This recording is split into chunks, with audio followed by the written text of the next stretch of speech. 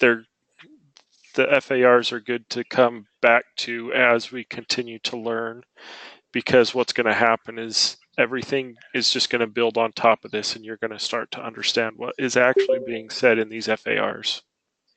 Does that make sense? So, Yeah. Yes. So just keep coming back to them. You can rewatch the videos if that's easier. I don't know if you guys watched all of last night's video, but for some reason it cut off like the last hour and a half of the class. I probably just didn't hit record again. So I've got a little note now. That's what I was going to say, because I missed yesterday's class, and that's the one I was watching when I left for lunch and came back, and then the videos were live. Yeah, and so I apologize for that. But there are, if we go back into this YouTube. And it's in week 5. They were studying the FARs in week 5, because I've been kind of looking around a little bit.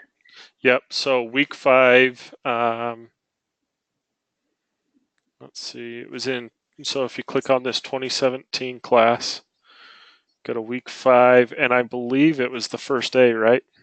Yeah, it looks like day 1 through day 3 they were looking at FARs. Maybe even longer. I think even this week 4, day 6 as well. 5 and 6 they started looking at FARs. So does that make sense? So I mean, if there's any question, it's also good to kind of hear Adam talk about them too, because we're gonna, for the most part, we'll be on the same exact page all throughout, but he may put a little more emphasis on something he feels is a little more important than I do, or vice versa. So, but we do go over all of it. So, yeah. Anyways. Which videos were those again? So if you look at the August 2017 class here in YouTube, can you see that? Sorry, I'll shake my mouse. Yeah. And yeah, then I can see it. I believe it's week 4, day 5 is where he started on the FARs. So right here. And then day 6, and then week 5, all the way through, pretty much all the way through week 5, huh? So. All right, thank you. Yeah. So. Anyways, so any more questions? Does everybody feel like they're at least absorbing some of it?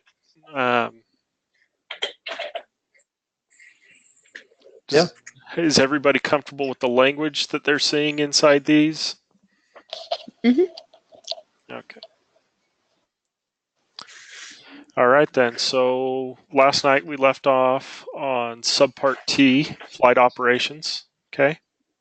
So starts off with the applicability. This subpart prescribes requirements for flight operations applicable to all certificate holders, which would be the airlines, except for otherwise specified, where otherwise specified. So this one, responsibility for operational control. So this is one of those ones I need you guys to write it down, and I'll show you which ones you have to memorize, okay? So we're going to talk about the dispatcher's responsibility right here. So each certificate holder conducting domestic operations is responsible for operational control. And who can tell me what operational control was again? Oh, sorry.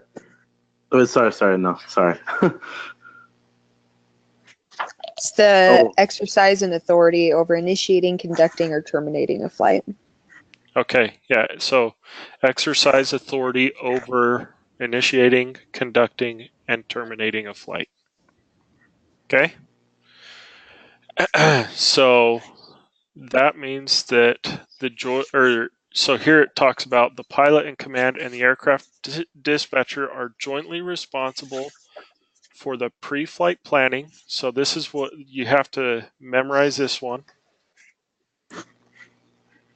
The pilot in command and aircraft dispatcher are jointly responsible for the pre-flight planning, delay, and dispatch release of a flight in compliance with this chapter and operation specifications.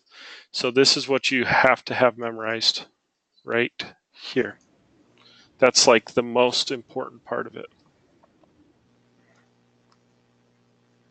So if you get asked the question, what are the 3 things that the pilot and dispatcher are jointly responsible for? You'd say pre-flight planning, delay, and dispatch release. So the way I remember this one is PPDD. Pre-flight planning, delay, dispatch. Okay? Okay.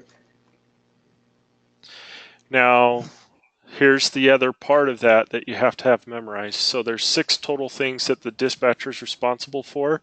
3 of those are held with the pilot. The other 3 things that the dispatcher is responsible for is monitoring the progress of each flight, and these are the ones that we've gone over multiple times already. Okay?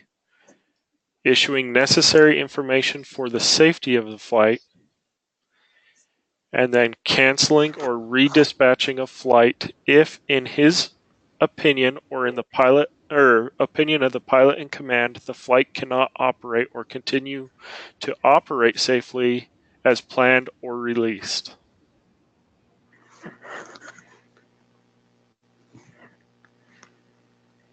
Okay. So, oops, sorry. I'm not trying to. So these are the 3 things that the pilot and the dispatcher share the responsibility of, and these are the 3 things that are the sole responsibility of the dispatcher.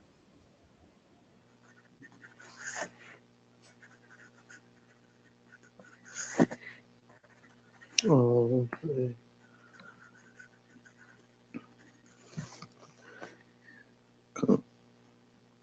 Has everybody got it? Not yet. Okay. Yeah, so I have to write quite a few down. Yeah. Yeah.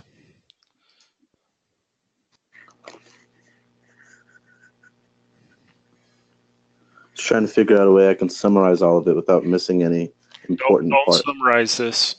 You have to Don't memorize summarize it? this. No. You have to memorize this word for word. Oh, okay. So let's see if I can highlight it here.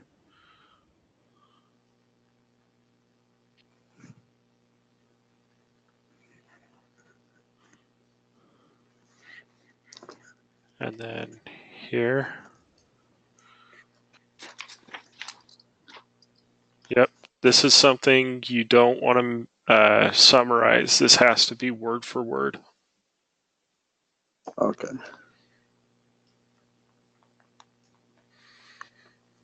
Can everybody see that all right? Or is that Yes. highlighter too much? Yeah, it's too much. I actually can't read some of the stuff behind. Alrighty. Erase. Okay.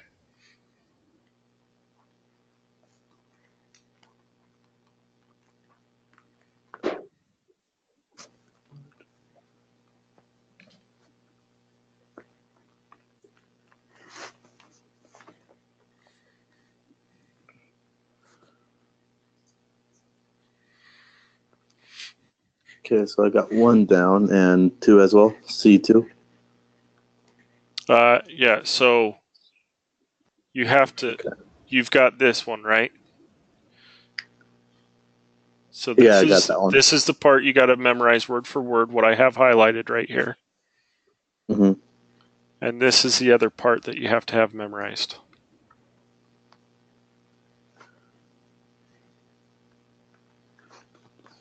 So just remember that this is this what I have highlighted here is the aircraft dispatcher's sole responsibilities. They alone hold this responsibility. I can't emphasize this enough. This will be on every single dispatch test, every single dispatch interview, all throughout everything you do as a dispatcher. You'll be required to recite this FAR word for word.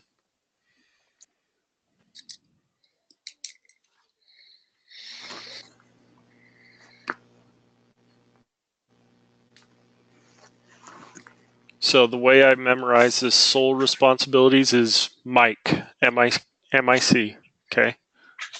Like microphone. PPDD, MIC.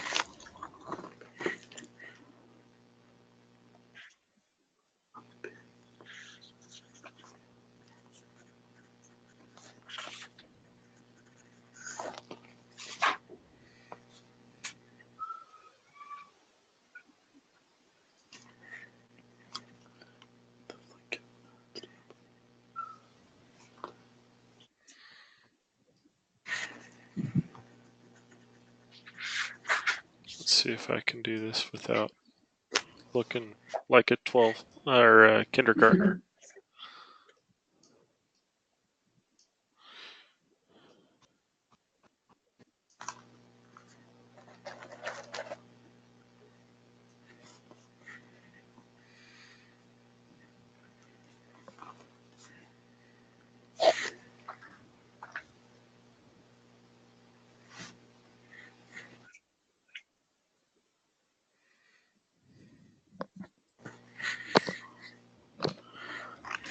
Geez, we just started and I'm already on my second page after writing all this down.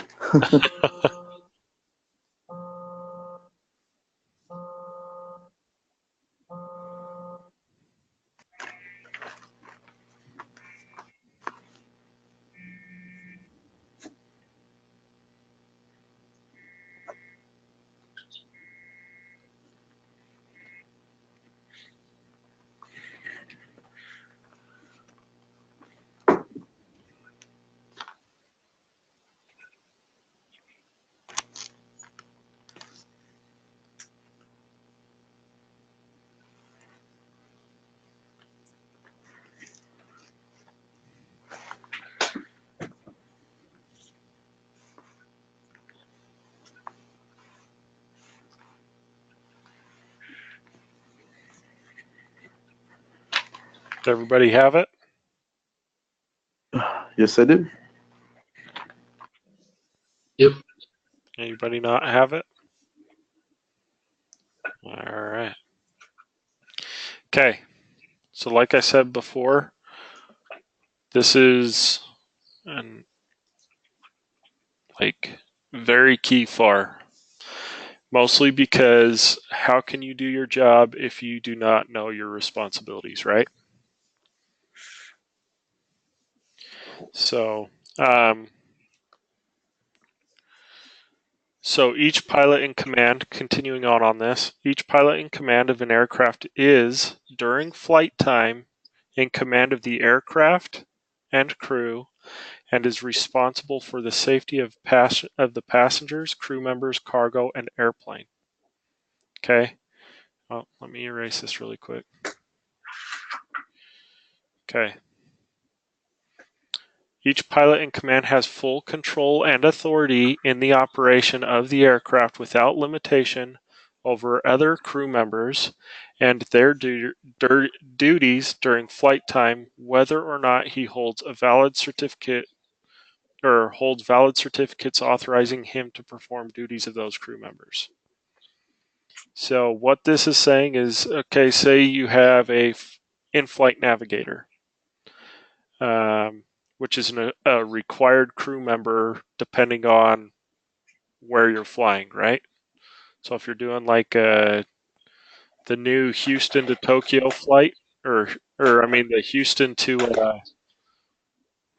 Sydney flight, yeah, the new Houston to Sydney flight, you probably need a navigator on that flight, and whether or not the pilot himself holds that navigator certificate, he is authorized to perform the duties of those crew members, right? So he is in 100% control of the aircraft. Okay. Okay. In that, he is also responsible for the safety of the passengers, crew members, cargoes, and airplane. Okay. So recently, I guess it wasn't too recently, but there was a flight that was being flown down to Little Rock, Arkansas. I guess this was in like the 1990s, 1999, I believe. And so he was flying into Little Rock, Arkansas, and the weather radar showed thunderstorms to the north and south of Little Rock Airport. So the Little Rock, Arkansas airport. And the dispatcher notified the pilot saying, if you're going to go to Little Rock, I suggest you expedite your arrival. If not, deviate, basically. The pilots had both been on duty they were pretty much maxing out the time that they were allowed to be on duty. So they were both like tired and probably cranky, I'm sure, and just wanted to get the airplane down. But the dispatcher said, look out for the weather. It kind of looks like a bowling alley going into Little Rock, Arkansas, meaning a pretty narrow lane going into there. Well, the pilot landed the aircraft, but wasn't able to stop, and they skid off the end of the runway, and it ended up killing the pilot and 10 of the passengers. Well, the NTSB did their investigation. They were talking to the dispatcher. There were a lot of people criticizing the dispatcher because of the language he used in the ACARS message he sent the pilot, saying it looks like a bowling alley. Expedite your arrival into Little Rock. And they were criticizing the dispatcher because they felt like the dispatcher put unnecessary pressure on the pilot. Well, the dispatcher, he wasn't really doing that. He was just notifying the pilot of the current situation and telling him.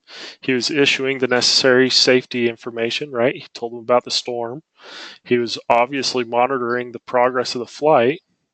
The flight was already in the air, not going to cancel it now. So he's either going to divert to one of the alternate airports or land at the destination airport. And so at the end of the day, it falls on the pilot. He made a bad choice. He decided to attempt the landing even though the weather was horrible. And, so at the end of the day, regardless of what the dispatcher told him, whether it was right or wrong to tell him to expedite his arrival, whether or not that was right or wrong, it was in the hands of the pilot at that time he was responsible for the safety of the passengers and the crew and the airplane, right? So that's what that's saying, is the pilot's in the cockpit, he knows what's going on, so he has that authority to call the shots. So anyways, so that far, like I said before, you're going to eat, sleep, and breathe that far. So this is responsibility for operational control for flag operations. Now this is going to go over the exact same thing. It just says, we're responsible for pre-flight planning, delay, and dispatch release. And then we're also responsible for monitoring the progress of each flight, issuing necessary instructions and information for the safety of the flight, and then canceling or redispatching a flight. if it's in the opinion of both us and the pilot in command that it cannot continue to operate safely as planned or released. Okay? So the same thing, except for they add this one.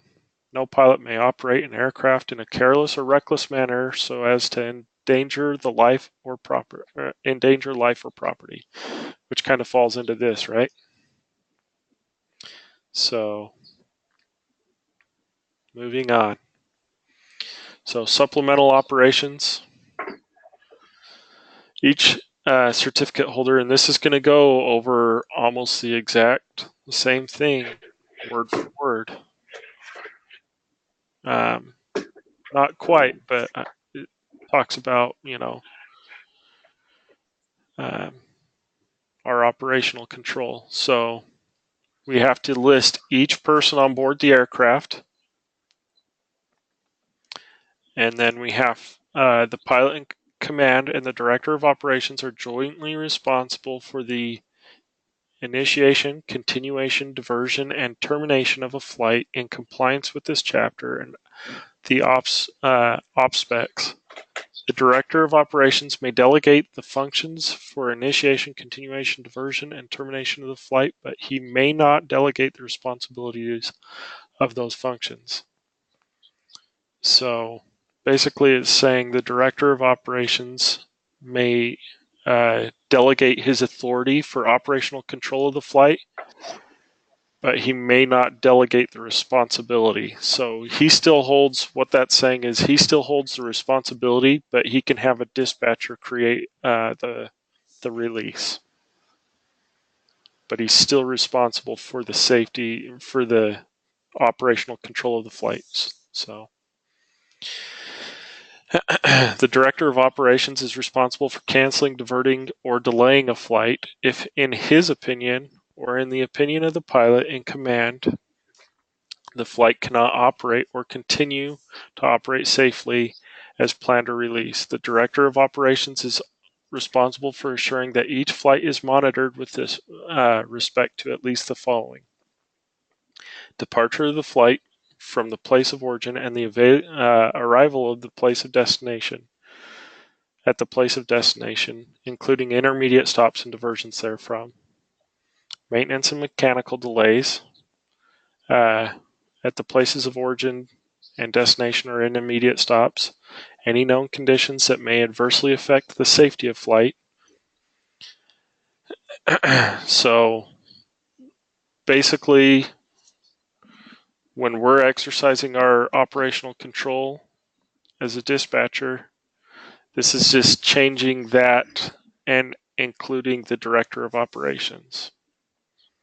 But it's virtually the same information. Something else that these supplemental flights are not allowed to do is they cannot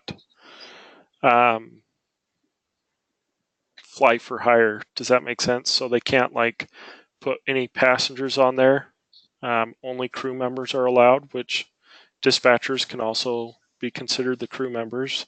So we can actually jump seat on these supplemental operations or fly, say you're stuck in Toledo and you're trying to get to Salt Lake City, and there's we call them a repo flight or a supplemental flight going from Toledo to Salt Lake City. We can jump on board that airplane, but they can't carry any baggage or any passengers other than the crew members on those flights. Have you ever been on a repo flight, Jordan?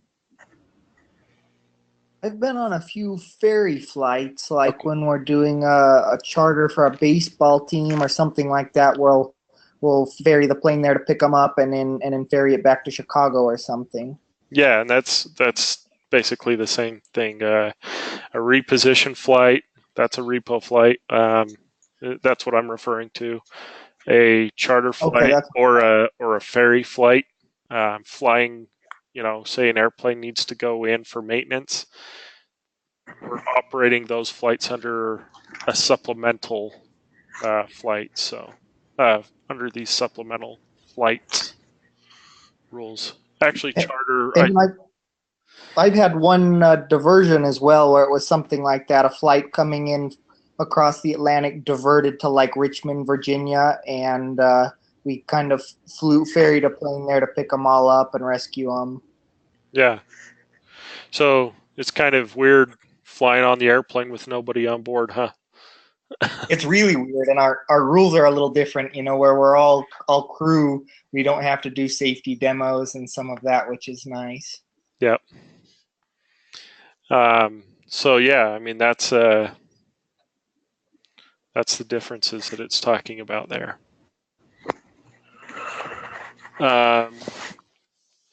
So emergencies. Here's another one that's important. Don't have to memorize this one, but it's important to remember. In an emergency situation that requires immediate decision and action, the pilot in command may take every action that he considers necessary under the circumstances in such a case that he may divert from a prescribed operations, procedures, and methods, weather minimums, and this chapter to the extent required in the interests of safety. So what it's saying is that if a pilot in command, say he has an engine go out. So he loses an engine.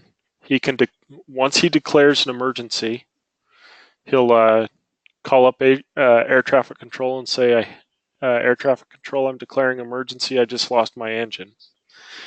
Once he declares that emergency, he is free to deviate from all FARs, like every regulation, in order to get that plane down to the ground safely.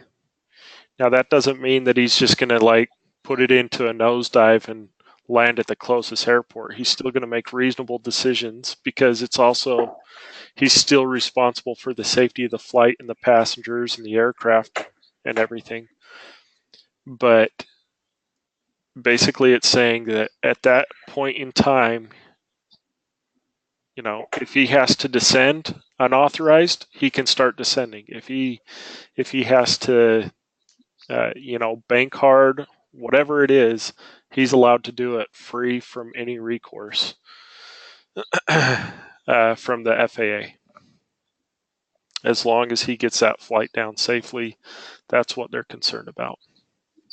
So an emergency situation arising during flight that requires immediate decision and action by an aircraft dispatcher, and that is known to him, the aircraft dispatcher shall advise the pilot in command of the emergency, shall ascertain the decision of the pilot in command, and they shall have the decision recorded. If the aircraft dispatcher cannot communicate with the pilot, he shall declare an emergency and take any action that he considers necessary under the circumstances.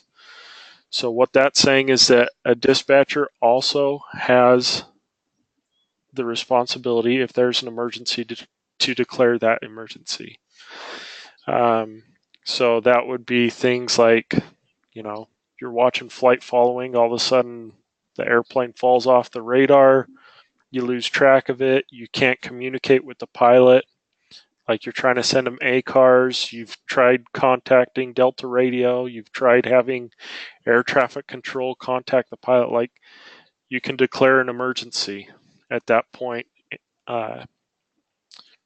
And yeah, so once again, you're free at that point to deviate from the FARs as long as that emergency's been declared. So, have you ever had to declare an emergency? No. Jordan, have you ever? I don't know. Have you ever seen a dispatcher declare an emergency, or have you ever had an emergency on your aircraft? I've had one emergency where last December in Chicago we went off the runway when we were landing. But we were on the ground at that point. So I don't know, at that point I guess you probably don't declare an emergency if it happens on the ground. I believe that. I don't know how that works. Yeah, I believe an emergency, or I don't know that it's an emergency, but it's Like, I'm sure it was considered an incident or an accident, and there was full investigation done. I'm sure approaches were shut down. The runways were shut down that were affected, Yeah. and so that's pretty crazy. Yeah, that's pretty rare, I think, but it was pretty bad weather in Chicago, one of the worst days last year, and we came in for a landing, and we were on a 757-300, a fairly long airplane, and it was just a beautiful landing, but you could just tell that we weren't slowing down, and we're to the end of the runway, and we still haven't slowed down, and they tried to make the turn to catch the very last taxiway, and we just went way off, and ended up having to evacuate the plane at like 4 a.m. with a plane full of passengers that had just come from Orlando, Florida, Disneyland with kids. It was kind of a nightmare. Yeah, I'm sure. Didn't have any severe damage to the aircraft, did you? Nothing severe. We ended up getting kind of stuck. Even though it was pretty cold, the airplane kind of sunk into the mud, and so we were out there for quite a few hours because they couldn't pull the plane out and get it back to the terminal, and so finally they evacuated us via air stairs. We didn't blow any slides or anything, but still pretty exciting. Oh yeah, I'm sure. Yeah, it's kind of funny because we just went over the braking action requirements. so yeah, talking about runway contaminations and things of that nature. So yeah, it didn't work that night. We couldn't even begin to slow down. We just went right off. yeah, call that nil braking action. Yeah, that's right. But yeah, so what it's saying is that in this section is the pilot in command is free to declare an emergency and deviate from all cars in that event, and the dispatcher is as well. So, and then following up with that is our requirement once we've declared that emergency. So, whenever a pilot in command or dispatcher exercises emergency authority, he shall keep the appropriate air traffic control facility and dispatch centers fully informed of the progress of the flight. The person declaring the emergency shall send a written report of any deviation through the certificate holder's operations manager to the administrator, to the FAA. A dispatcher shall send his report within 10 days after the date of the emergency, and a pilot in command shall send his report within 10 days after returning to his home base. So, does that make sense to everybody? Yeah, I believe that's on the ADX. Yep, it is. Most definitely. Anybody have any questions about declaring an emergency?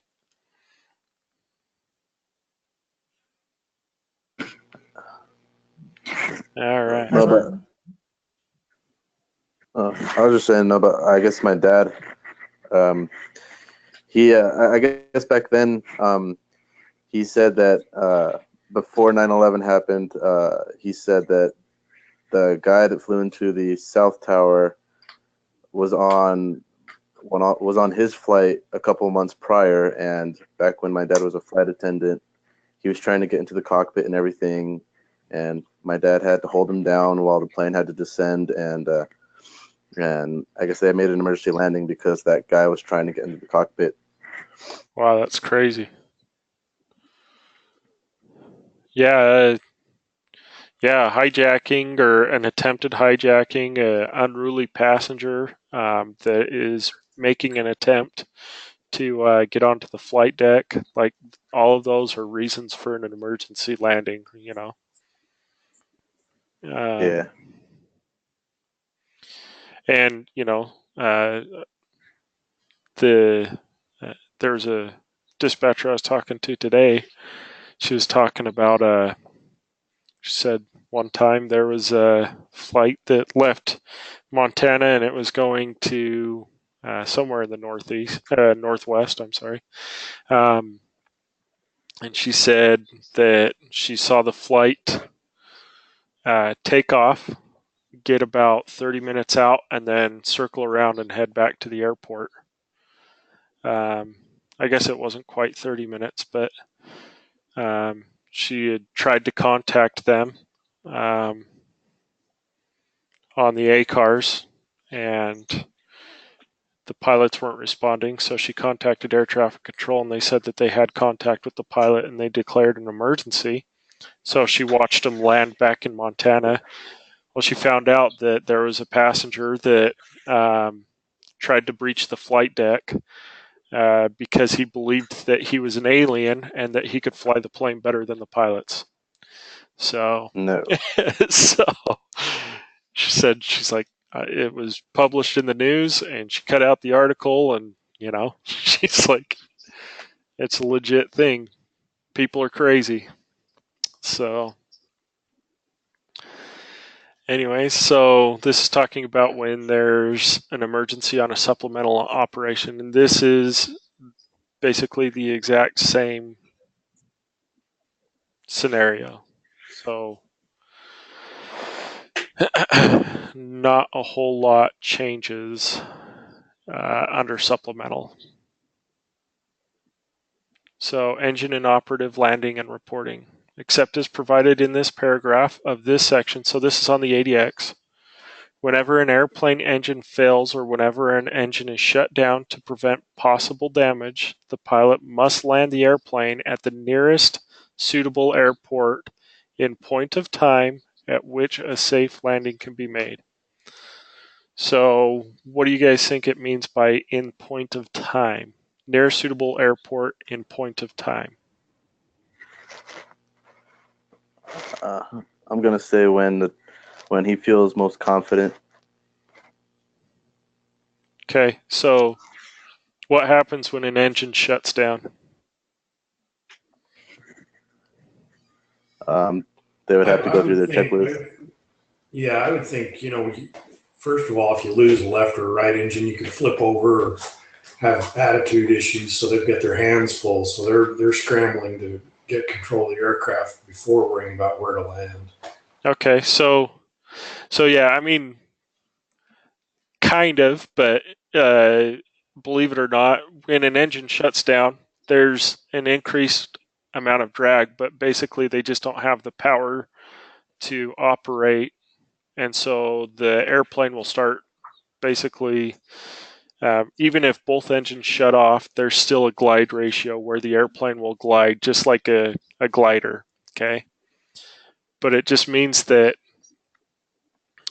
when the pilot loses an engine, say there's a suitable airport would be one that's on our op specs, or doesn't mean that they have to use that airport, because if there's an emergency, of course they're just going to get the airplane on the ground. But suitable airport is also one that has a maintenance. If it has maintenance on it, I'd prefer to land at one of those. Or if it has, the fuel type that we need, things of that nature make it a suitable airport. Now, in point of time, does that mean that, say, a pilot's at 37,000 feet flying over St. George or whatever it is? Basically, he's right over the top of St. George when the engine fails. Do you think he's going to try to get down to St. George, or would it be safer for him to basically drift down and land in Las Vegas? I would say that would be the best option. Right. Yeah, if he were to try to land at St. George, he'd have to do a circling descent and just keep circling all the way down to the ground. So what this is saying is that the nearest suitable airport in point of time doesn't mean that it's necessarily the airport closest to the aircraft when the engine fails. That's all it's trying to say there. Just means that,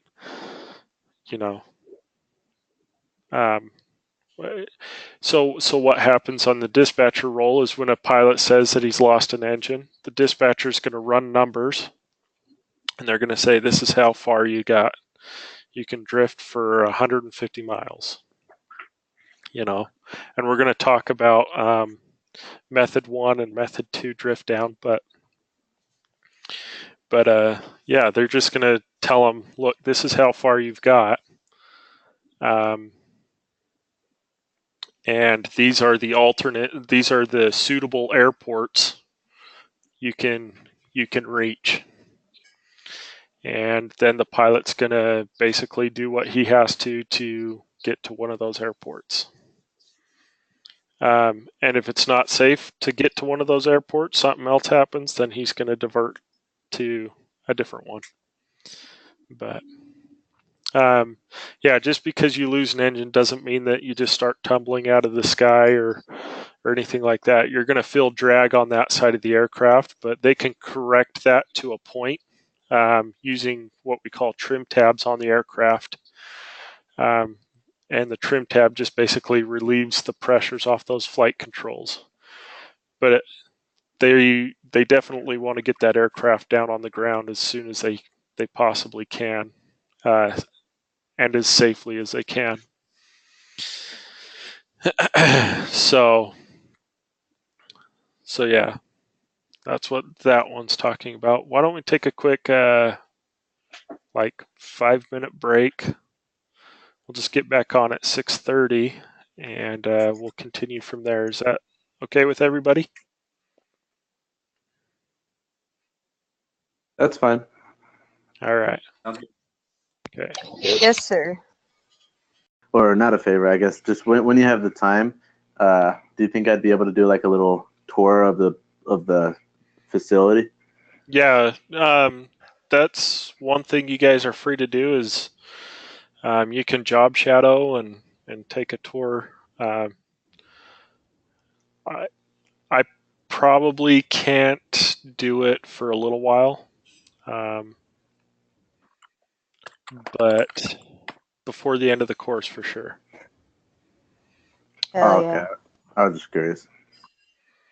But yeah, you guys will, or I can set you up with somebody that would be able to, let you just shadow them and talk to them. So. Sweet deal.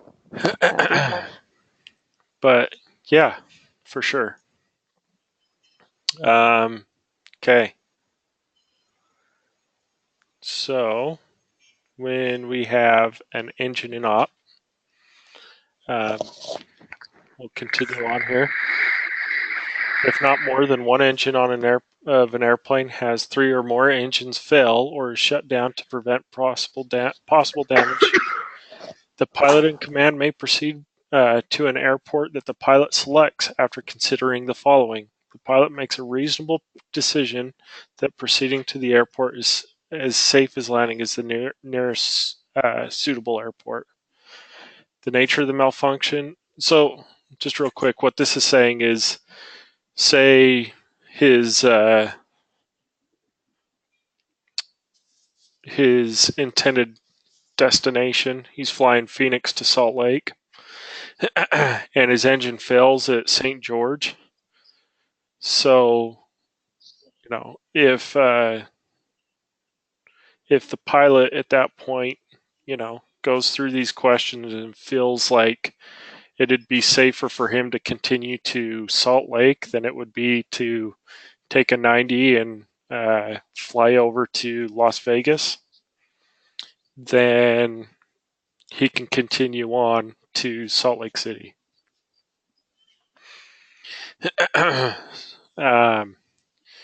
So the nature of the malfunction and possible mechanical difficulties that may occur if flight is continued, the altitude, weight, and usable fuel at the time the engine is shut down, the weather conditions en route and possible landing points, and at possible landing points, the air traffic congestion, the kind of terrain, his familiarity with the airport to be used.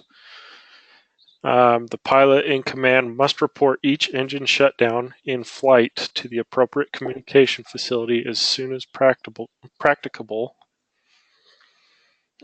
and must keep that facility fully informed of the progress of the flight. If the pilot in command lands at an airport other than the nearest suitable airport in point of time, he or she shall, upon completing the trip, send a written report in duplicate to his or her director of operations stating the reasons for determining that the selection of an airport other than the nearest suitable airport was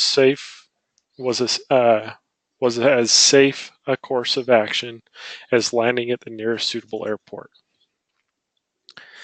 And then after that, the director has to submit a report within 10 days after the pilot returns to his or her home base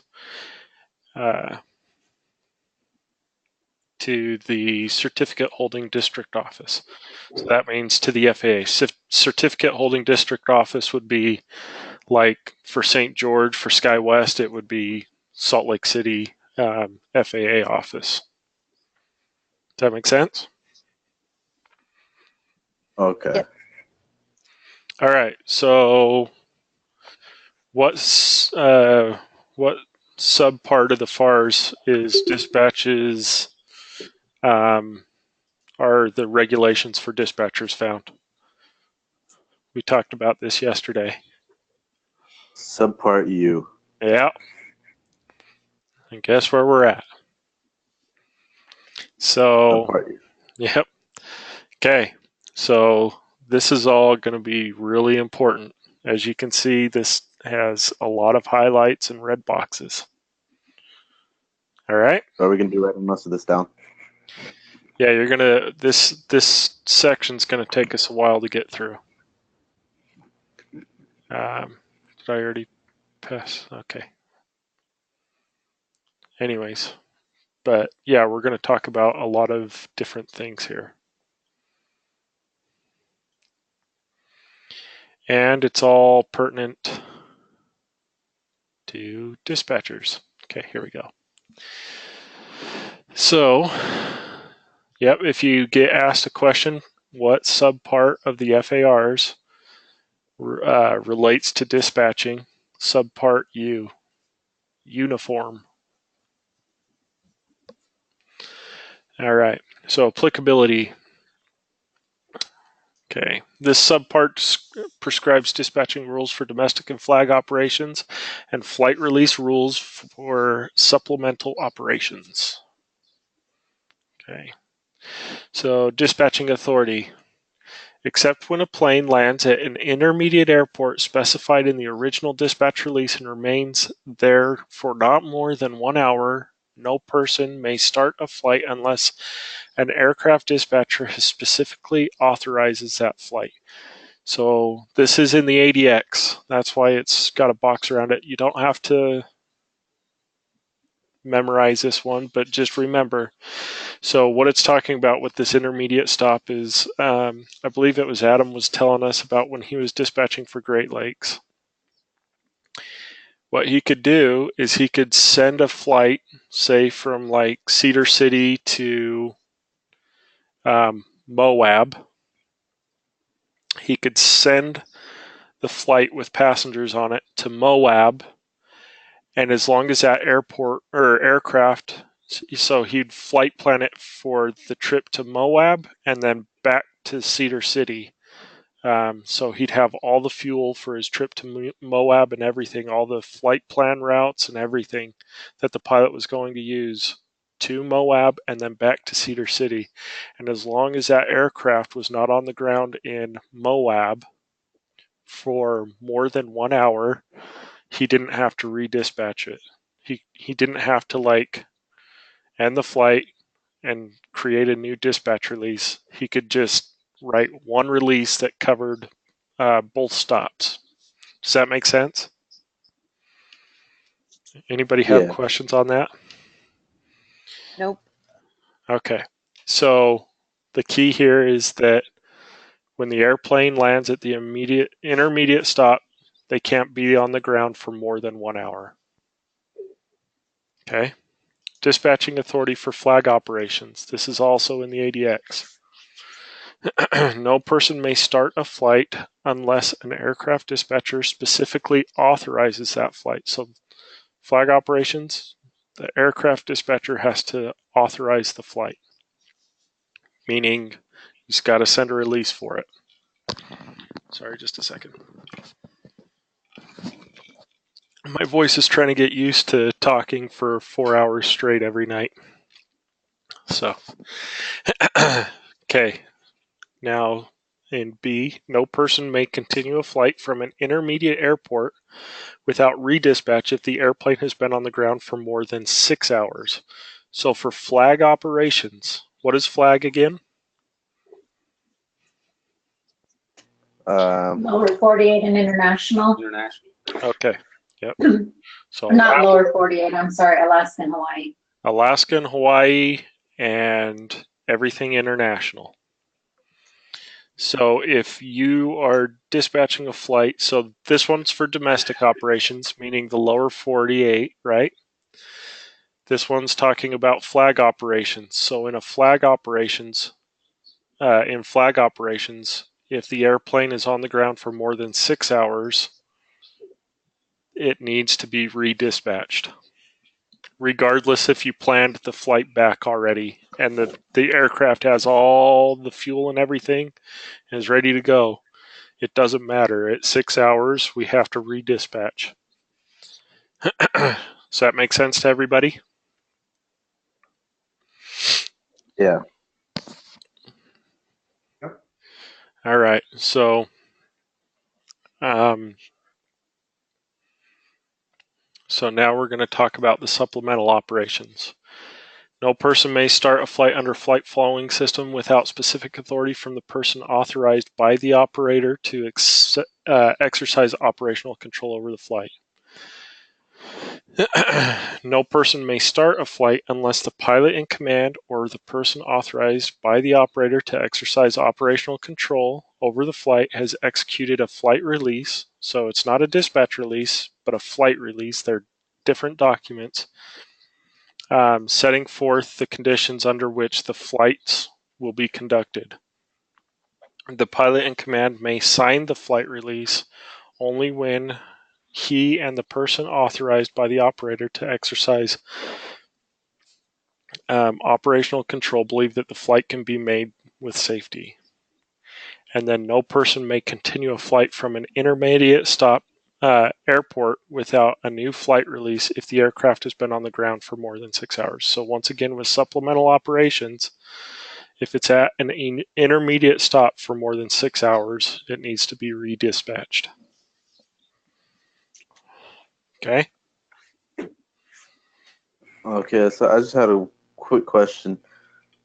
So I know what flag and domestic are, but I'm getting confused on what supplemental is. Okay, so supplemental is, like we were talking before, the reposition flights, ferry flights, where we've got to get an airplane from Toledo to our maintenance base in Salt Lake City. Things like that. Does that make sense? Yeah, so basically anything under maintenance, kind of? Not exactly, but yeah, maintenance is part of it.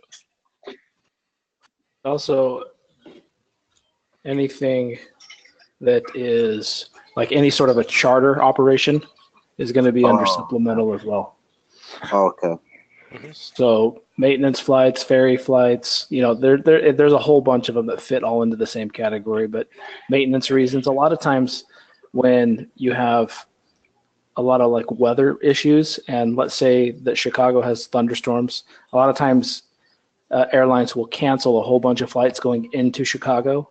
But let's say there was a plane that was supposed to go from Indianapolis to Chicago, and then from Chicago to Minot, North Dakota. So if the flight that goes into Chicago cancels, that plane and that crew were still supposed to go to Minot, North Dakota for the night. And so what happens is the flight from Indianapolis to Chicago cancels, and then the flight from Chicago to North Dakota cancels, and then what happens is they do a reposition flight directly from Indianapolis straight to Minot without any passengers on board. That's not for maintenance reasons. Obviously, that's just a weather cancel flight, or a weather cancel reposition is what they call it. But that would also fit under supplemental. Okay, got it. Thanks. Yep. Yeah. So glad you're on here, Adam. We had a question for you. Oh, yeah? Quick. Yeah. Okay. So did everybody, Jordan, can you get these videos to play yet?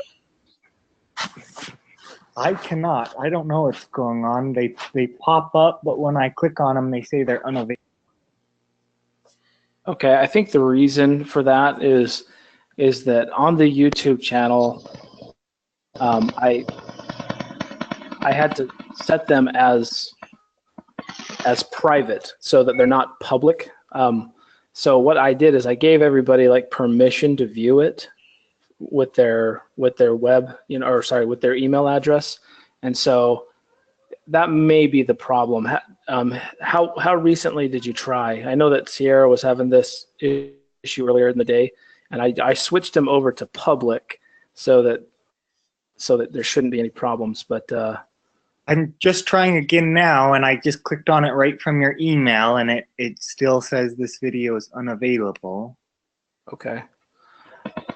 You gave us access based on our emails, so we have to be signed into YouTube. Well, and that's what I was trying to figure out. Yeah, if that might be the case, but because I use my work email for communication, but my YouTube is under my own email, so that's why I wouldn't have access. Okay, yeah, that makes sense. But I'm signed in under the email address, the only one I use, and it still isn't working.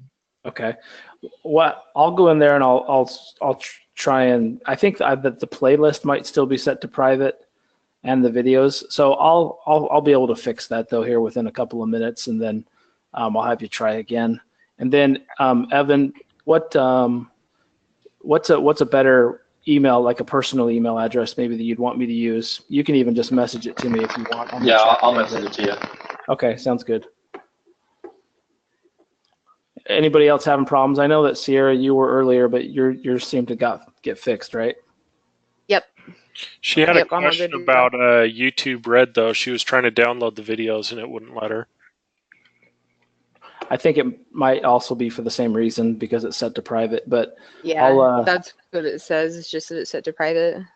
Okay. Well, I'll just have you try again. Well, I'm just going to switch them over to public. The reason I set them to private is so that not just any random person can just jump on YouTube and watch the videos, and stuff. So, but if it's not working, then we'll just put them as public and just have them that way so that there's no issues.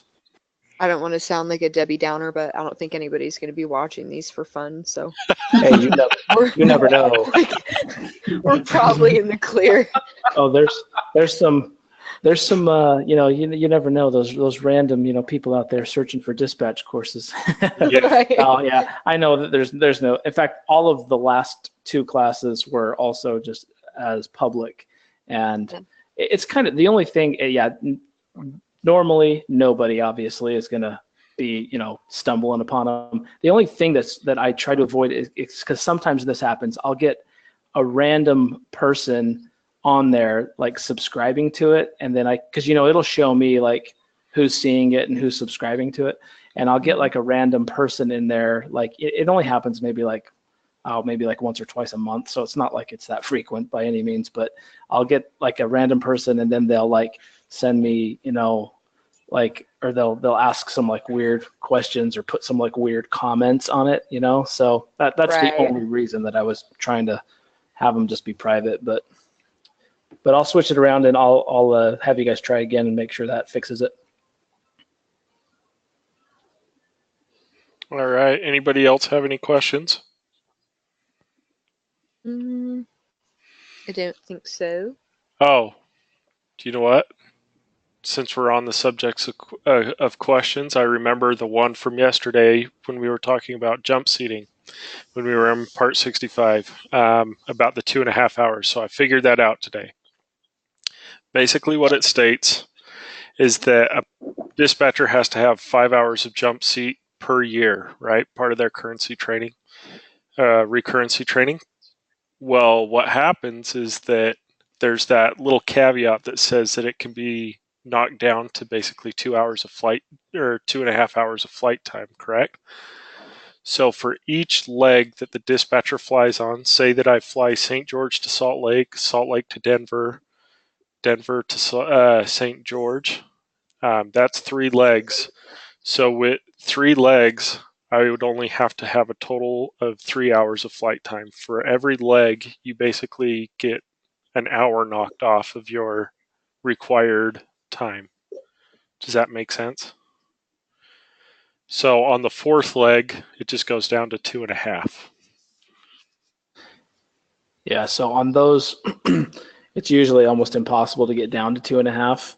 I got it down to where I did one that was just barely over 3 hours. The other little caveat on that though too is that is only for when you are doing recurrent jump seating. So the first time you do jump seating, it has to be the full 5 hours. Right. So if the very first time you go out, you got to do 5, and then every year after that, you can use that rule and knock off a few hours. And yeah, usually people try to take advantage of that. In the regional environment, it's obviously easier to do that because all the flights are shorter. You can find a lot of flights that are like an hour and 15 minutes, so you can do that. The major airlines are the ones that struggle because most of their flights are a little bit longer, and even a round trip usually ends up being over 5 hours. So yep. The fun ones are like people that have to like get certified like in the 747 and stuff like that. Most of those flights are like a minimum 10 hours, 14 hours. They got to like go to a different continent. But in a lot of those cases, they'll actually let the dispatcher go and sit in the simulator and watch for 5 hours in the simulator instead of actually going on a flight. But they can't reduce it. They have to do the full 5 hours. And I don't believe that the dispatcher is allowed in the jump seat if it's an international flight. So that's another reason why they would allow simulator time for those guys, right? Correct. So, yeah, and the other part of that section is that it also says in each type of aircraft he or she dispatches. So that means that back when SkyWest flew the Brasilia and the CRJ, not only did they have to do 5 hours of jump seat in the Brasilia, but they were also required to do 5 hours of jump seat in the CRJ. So you had to have 5 hours of jump seat time in both types of aircraft, meaning jet engine, propeller. Like, does that make sense to everybody? So that wouldn't apply right now to SkyWest, right? Because they're all jets.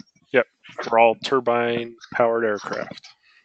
Yeah, so that goes off of what's called Group 1 aircraft and Group 2 aircraft. So Group 1 is your turboprop, and Group 2 is your jet. So even though the E-175 for SkyWest and the CRJ is 2 different types of jets, the jump seating in either one of them counts for both. Right. So, sorry, I just remembered that because I was trying to think of any of the questions that you guys have brought up for Adam that I couldn't answer off the top of my head. So, there you go. We've covered them all. I think we're all caught up. Okay, so 121.599, familiarity with weather conditions. So we kind of touched this yesterday in part 91, right? But this just says domestic and flag operations. No aircraft dispatcher may release a flight unless he is so he or she. Adam, you need to get the FAA to update this and include everybody, right? So, unless he or she is thoroughly familiar with reported and forecast weather conditions on the route to be flown. So, once again, this is in the ADX.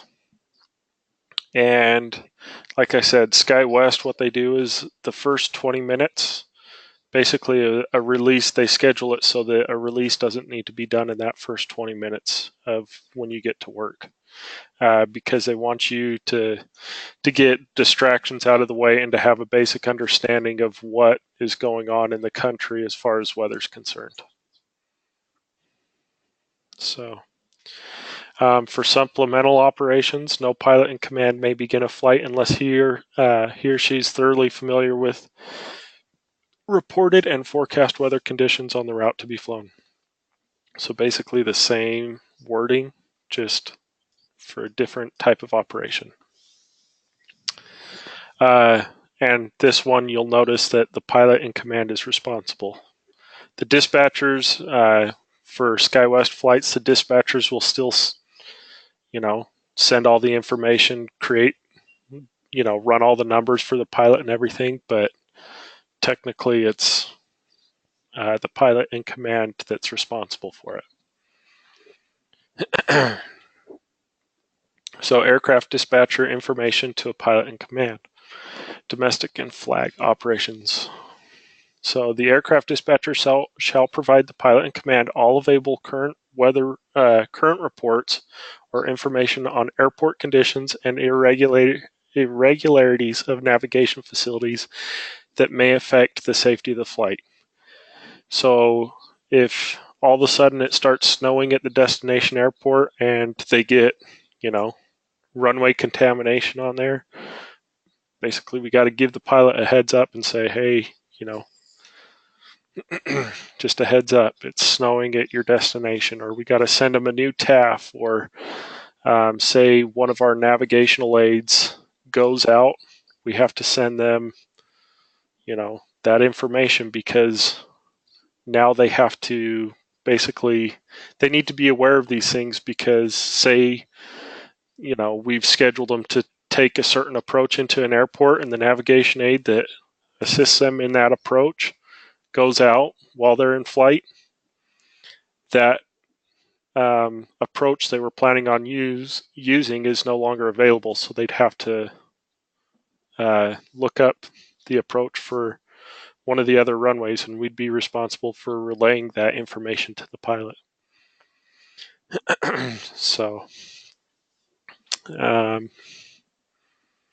before beginning a flight, the aircraft dispatcher shall provide the pilot in command with all available weather reports and forecasts of weather phenomena that may affect the safety of the flight, including adverse weather phenomena such as clear air turbulence, thunderstorms, and low altitude wind shear for each route to be flown and each airport to be used.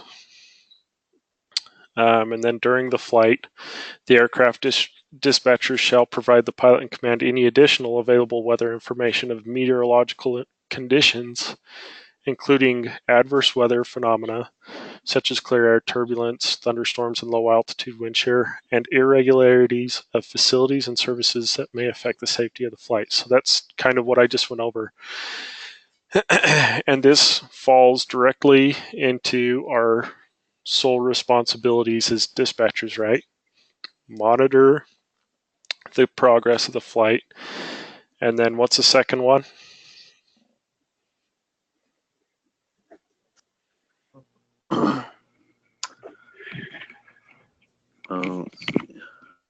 Issue necessary information for the safety of the flight.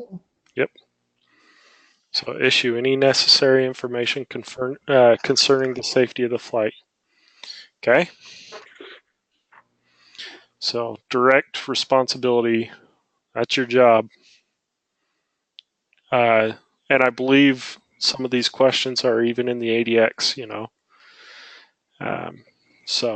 but yeah, really important section. You don't have to memorize anything on that one either. So now we're talking about supplemental operations. So before the beginning of a flight, each pilot in command shall obtain all available current reports or information on airport conditions and irregularities of navigation facilities that may affect the safety of the flight. And then during the flight, the pilot in command shall obtain any additional available. So it's just switching that responsibility from the dispatcher to the pilot in command. How do you think the pilot in command would obtain any of this information during the flight? Anybody want to take a stab at it? ACAR? Okay, ACARs from the dispatcher. What's another way?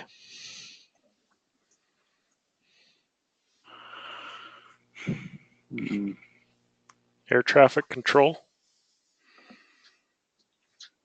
So they can call up air traffic control and say, hey, what's the weather like over my destination airport? And air traffic control can relay that information to them as well. And that's only if their workload permits. But yeah. So airplane equipment. No person may dispatch or release an airplane unless it is airworthy and equipped as prescribed in 303. So we do have that MEL list, if you guys remember. MEL and CDL lists, where we're allowed to have things not working on the airplane. It's just that if something's not working on the aircraft, we have to take certain steps to ensure that we're safe to fly. Does that make sense? Yeah. Doesn't mean that the airplane has to be perfect every time it goes up. It just means that it needs to be airworthy, and we're taking the proper precautions in making sure that the airplane is safe. So, communication and navigation facilities for domestic and flag operations. Except as provided in this paragraph of this section, the certificate holder conducting flag operations. No person may dispatch an airplane over an approved route or route segment unless the communication navigation facilities required by this section and this section for the approval of that route segment are in satisfactory operating condition. If because of technical reasons or other reasons beyond the control of the certificate holder conducting flag operations, the facilities required are not available over the route or over a route or route segment outside the United States, the certificate holder may dispatch an airplane over that route or route segment if the pilot in command and dispatcher find that communication and navigation facilities equal to those required are available and in satisfactory operating conditions. So this is basically saying that we've got to make sure that all of our navigation equipment is working along our route to the point where we can navigate, without any problems. And again, on the ADX, there may be a question or two that talk specifically about that.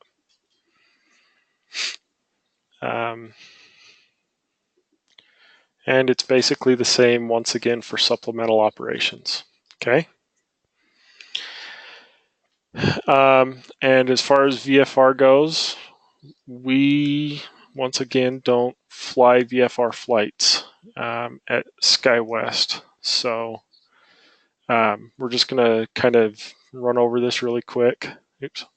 No person may dispatch or release an aircraft for VFR operation unless the ceiling and visibility en route, as indicated by available weather reports or forecasts or any combinations thereof, are and will remain at or above applicable VFR minimums until the aircraft arrives at the airport or airports specified in the dispatch or flight release. So basically, VFR means visual flight rules. You're flying off of visual checkpoints and waypoints. So if at any time during the along the route of that flight, there's a ceiling where you're not able to see the ground or operate safely and have that visual reference, you can't operate the flight. So dispatch release or flight release under IFR over the top. This is again in the ADX. Except as provided, no person may dispatch or release an aircraft for operations under IFR over the top unless appropriate weather reports or forecasts or any combinations thereof indicate that the weather conditions will be at or above the authorized minimums at the estimated time of arrival at the airport or airports to which it is dispatched or released. So this means that when we dispatch an aircraft, and this is something that is extremely important as well, and we're going to go over this when we're planning our flights, there are rules. This is the rule for dispatching to an airport and being legal. So we call this legal to go. At our ETA, we have to look at the approach chart, see what the minimums are for the runway that we're going to use for that airport. We've got to find out those minimums, and then at the ETA on our weather report, we have to have that forecasted at least. Like if it's, say, the airport approach, say we're going into Salt Lake and we're going to use like 3-4 left, the minimums for that airport, for that runway, are 200-foot ceilings and a half-mile of visibility. If our weather report says like a 400-foot ceiling, but a quarter-mile visibility, we're not legal at that point. Like it would be illegal to dispatch that flight. But or even if it were the other way where the ceiling only had 100 feet, we only had a 100-foot ceiling, but we had, say, a mile of visibility, once again, that's illegal. We have to have, visibility. This is talking only about visibility. Let me go back, rewind. Only visibility. So if we have anything less than our required visibility at our destination airport, it is illegal to dispatch. So I would make a note of that. At our ETA. Yeah. Garrett question there. So I just see a lot of opportunity for fat fingering or overlooking something on a busy screen. Is there systems where you're entering in your data and then it's comparing to what your release is, or is there a catch or a safety net? Nope. This is exactly what happens. So we have our Jeppesen charts. So let's go into the Google Drive really quick. We're going to pull up our JEP charts, okay?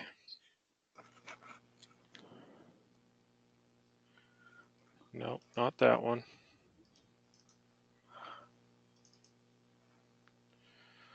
All right. Flight planning. So under our flight planning folder, we have this little folder here called Jeppesen charts. Does everybody see that? Yes. Okay. Yep. So we'll go into our Jeppesen charts, okay? And let's look at Salt Lake, okay? Okay, so Salt Lake, since I was already talking about this one. So this is all of our, we call these approach plates right here, okay? Or these ones, these are our stars, I believe. Yep. So this, see where it says stars here? And we're going to go into these and get in depth with these. And these are our SIDs, so our standard instrument departures. We'll get into those. But here's our approach plates, okay? So what we're going to do before we dispatch a flight. Would you be able to zoom it in just a tiny bit? Yeah, just a second. Let me pull up our TAFs as well. Okay, so when we get a flight sent to our desk, we're going to look at our TAF, okay, and say that our ETA is at 500 Zulu, and here we go. I'm going to erase this right here. So this is our visibility, okay? I'm going to write in my own visibility here. So say we have 1/4. Everybody get the gist of what I'm doing here? Everybody can see that? Yep. So we have 1/4 mile visibility right here. What we're going to do at that point, let me get back on my pointer here, is we're going to look at our approach chart, and here's our landing minimums, okay? We've got a 200-foot ceiling, and for this runway, we'd look right here, and we see this 1/2 mile. So this means that in our TAF, to dispatch this flight legally, we have to see at least a 1/2 mile right here. Now, whereas it says 1/4 mile there, we would not be legal to dispatch this flight. We'd have to talk to our supervisor and say, flight's not legal to go. We don't have our visibilities, our minimums at our ETA. Does that make sense? So that's exactly what you'd have to do. Is you'd as a dispatcher, you don't have any systems that's gonna. You've got a system, Sabre, is going to pull up our TAF, like it compiles everything so that we can look at it, but we have to go into the TAF. We've got to look at our minimums, and we've got to go, pull up our JEP charts, look at our minimums for our runway, look at our TAF, and make sure that we have those minimums before we do anything else. Does that make sense? Like that's one of your first checks. Okay. Okay. So that's where it's like, and we're going to get into this when we're flight planning, but that's our go no go. Our legal to go is what we call it. Do we have our visibility at our ETA at our intended airport? So you want us to write down at our ETA at our intended airport, or sorry, what was that? Yeah, so I would write down for this section, I would write down that unless we have our visibility at our ETA for the destination airport, we are not legal, we're not legal to go.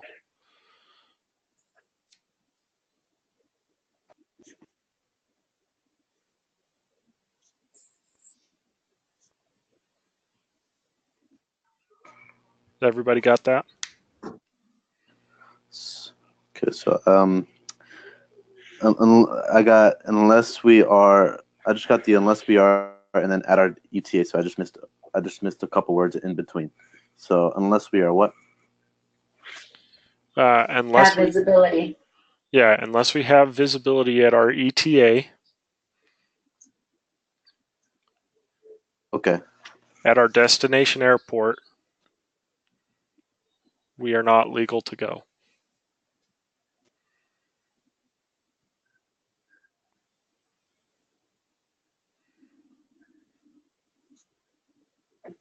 Everybody got it? Yeah. Okay, so we'll call this right here, this is our legal to go. Okay. Call that the legal to go FAR, F-A-R.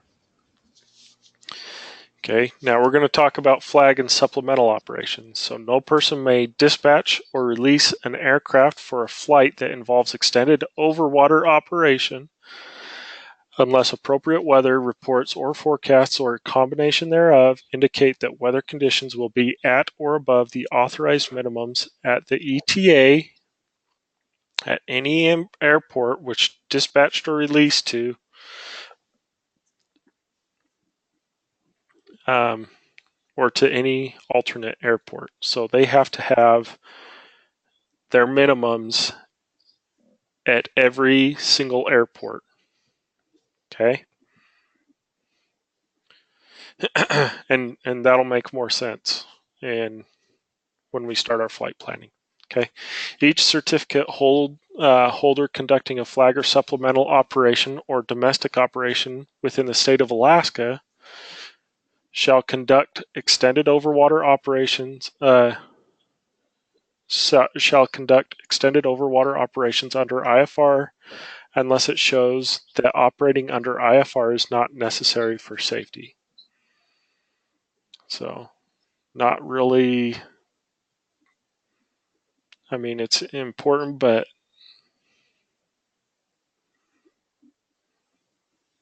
yeah. So, each certificate holder conducting a flag or supplemental operation or a domestic operation within the state of Alaska shall conduct other overwater operations under IFR if the administrator determines that operation under IFR is necessary for safety. And then each authorization to conduct extended overwater operations under VFR and each requirement to conduct other overwater operations under IFR will be specified in the certificate holder's op specs. So, not too much different, right? Other than we have to have our minimums. This one, we just have to have our minimums at our destination airport, right? This one, we have to have our minimums basically at any airport on our dispatch release.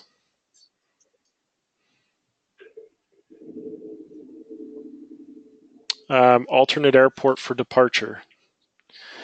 So this is where we're going to learn about our departure alternates, okay? So this is important. Take note of this, okay? If the weather conditions at the airport of takeoff are below landing minimums, okay? If you guys remember in part 91, it gave us a specific distance. We had to have 1 statute mile of visibility, right? But in 121, we can go lower than that. If the weather conditions at the airport of takeoff are below the landing minimums, so that's not always lower, but a good majority of the time it's going to be lower. In the certificate holder's operation specifications for that airport, no person may dispatch or release an aircraft from that airport unless the dispatch or flight release specifies an alternate airport located within the following distance from the airport of takeoff. So this is the part that you've got to remember. This is the really important part of this paragraph. So for an aircraft having 2 engines, if the airport we are taking off from has lower than minimum landing minimum, lower than the landing minimums, we have to plan an alternate not more than 1 hour from the departure airport at normal cruising speed in still air with 1 engine inoperative.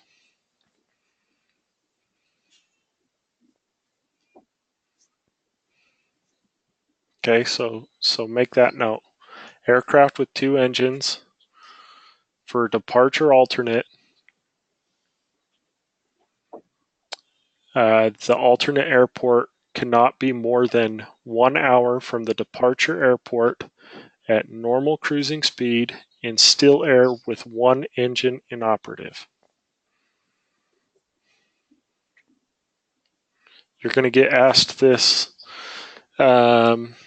possibly in your interviews, but definitely on the practical tests. So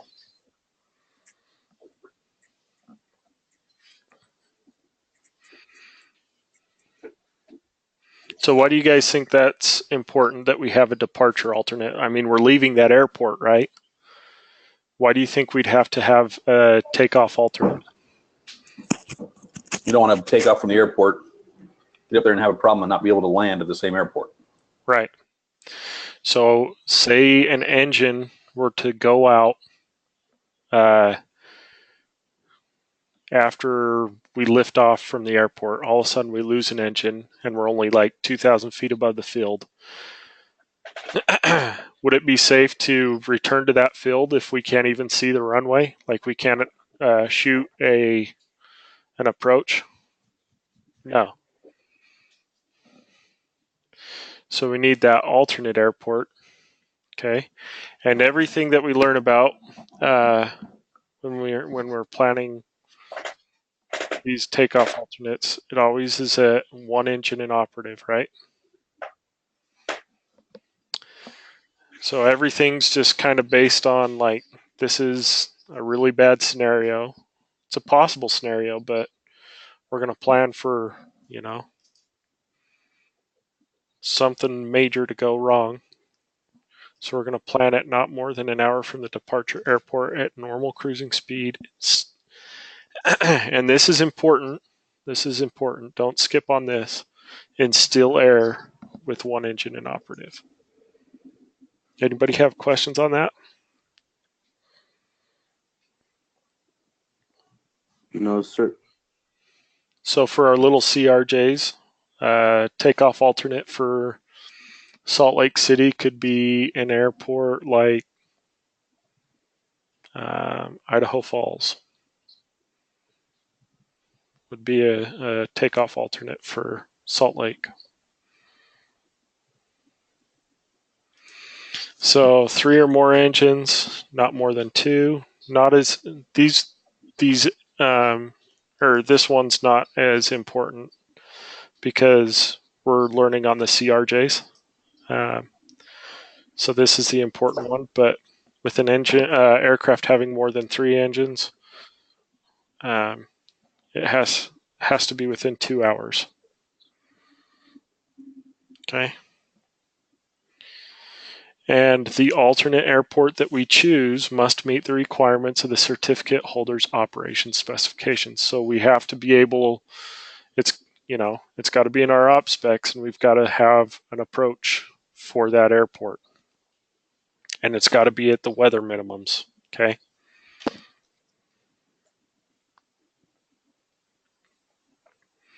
So we're not going to go from a crappy airport and plan an alternate to another crappy airport when it comes to weather, right? Right.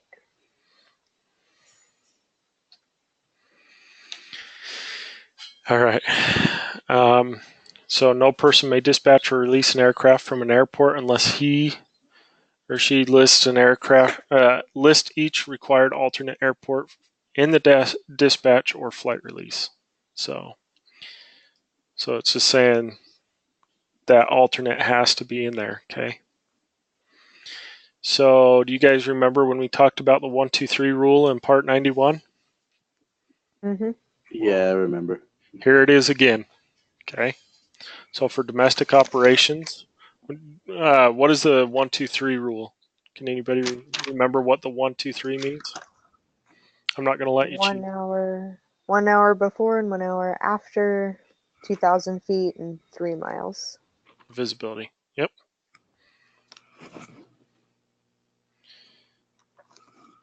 Okay. So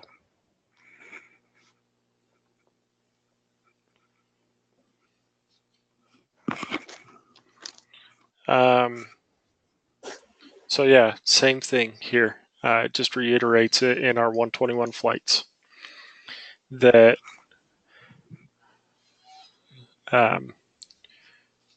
we have to have an alternate for our destination airport when 1 hour before and 1 hour after the ETA, the ceiling is less than 2,000 feet and our visibility is at least 3 miles. So Didn't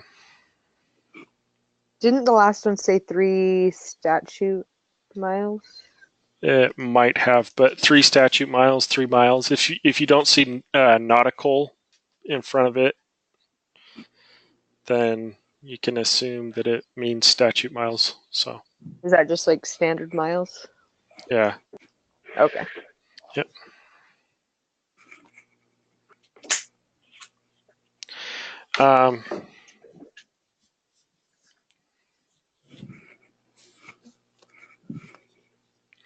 Hold on just 1 second. Sorry.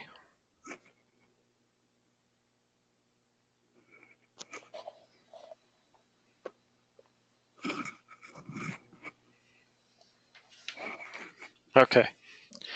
So this is not the same. A lot of dispatchers get mixed up between the requirement for an alternate and legal to go. Okay. What's required at the ETA for legal to go?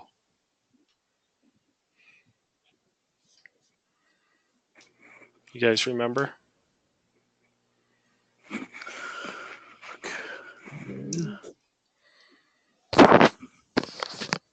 Hold on. Okay, so what was the question? What's required, as far as weather is concerned, what's required in order for us to be able to dispatch a flight at our destination? What weather requirement is there at our destination? This is Weather needs to be above the minimums at your ETA at the destination. Right. So above minimums at the ETA. Okay. Doesn't say anything about 1 hour before or 1 hour after. It says at the ETA. Okay. So let's go back to this TAF really quick. That means that if our ETA is at 0500, then we have to have the weather minimum, the visibility, we have to have that visibility at 0500. Now, with the alternate, what has to happen is that if it requires an alternate, we've got to look at 1 hour before and 1 hour after our ETA. So we'd look at the TAF, and what happens here on this TAF is this line is valid until 0500 Zulu. So we'd have to look at the weather on this line and the weather on this line. And if on either of those lines we didn't have 3 miles of visibility and 2,000 foot ceilings. What is the ceiling again? 1/2. Nope, ceiling. Wait, no, sorry. So what is the ceiling on here? Lowest layer of clouds that's classified as broken, overcast, or obscured. Yeah, or full obscured, right? So you're going to see this BKA or BKN is broken. Overcast would be OVC. Okay, so we have a ceiling at 8,000 feet here and a ceiling at 9,000. So if we don't have visibility greater than 3 miles here or here, and a ceiling of at least 2,000 feet here or here, then we require an alternate airport at that time. Legal to go, we just look at the ETA, but for an alternate, we're going to look at the hour before and the hour after. Okay? That's what it's talking about. And we're going to get really in depth with that because it's really important. Okay? Everybody understand it? Anybody have questions on that? Nope. All good. Okay. For the purposes of this paragraph, of paragraph A of this section, the weather conditions at the alternate airport must meet the requirements of 121.625. Okay, so we're about to get to 625. 625, it's right there. Okay, so it's just saying that when we do pick an alternate airport, it's got to follow that section of the FARS. Okay, now we're going to talk about an alternate required for flag operations. Okay, this one I really don't want to mix you guys up, so we're going to just kind of like skip over this a little bit. I'll just say that, so this one, just take with a grain of salt. Don't get it mixed up with the other ones, okay? So if the flight is scheduled for not more than 6 hours, you have to have 1 hour before and 1 hour after the ETA, at least 1,500-foot ceilings. Don't write any of this down, okay? At least 1,500-foot ceilings above the lowest circling MDA, minimum decision altitude, at least if a circling approach is required and authorized, okay? Or at least 1,500 feet above the lowest published instrument approach minimum, or 2,000 feet above the airport elevation, whichever is greater, okay? And then the visibility at the airport will be at least 3 miles or 2 miles more than the lowest applicable visibility minimums, whichever is greater, for the instrument approach procedures to be used at the destination airport. And that's all I'm going to say about that. Throw that all away now. Don't worry about that, okay? And we're going to skip over supplement and ETOPS alternates, okay? Because I really don't want to mix you guys up with what's really important.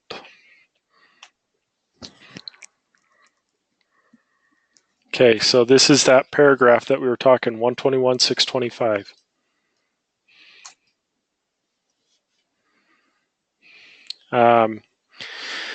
Except as provided in 121.624 ETOPS alternates, so throw that away. We don't need that right now. No person may list an airport as an alternate in the dispatch or flight release unless the appropriate weather report or forecasts, or any combination thereof, indicate that the weather conditions will be at or above the alternate weather minima specified in our op specs for the airport when the flight arrives. Sorry. Okay. So in the operation specifications, we have each airline will have its own airport weather minimum defined. Okay.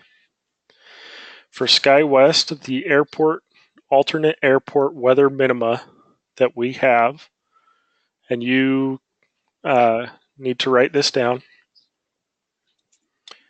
Okay. If we are using a runway with one navigational aid, so just write one nav aid,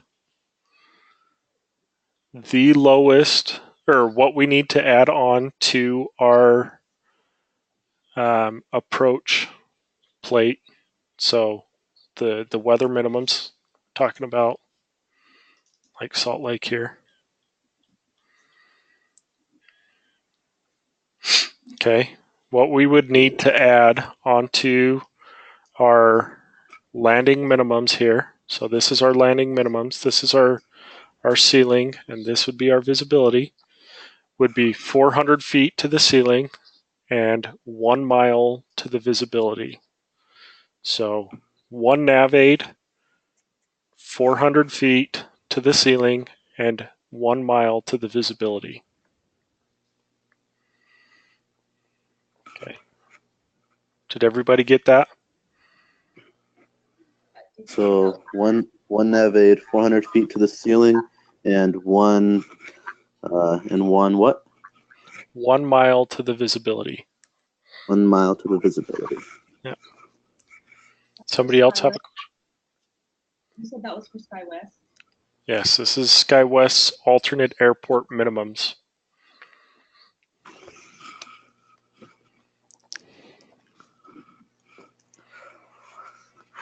And these are the minimums that we're going to be using. So that's why I want you to write them down, because I want you guys getting familiar with this information. So when I bring it up later in the class, you guys go, oh yeah, I remember that. Okay.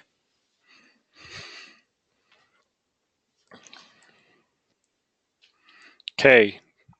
There's another minimum that I'm about to tell you about. So if we have two navigational aids, so this is called the 2 Nav Aid Rule. Okay. So if there's 2 nav aids that we can use for our landing, we have to add 200 feet to the ceiling and half mile to the visibility.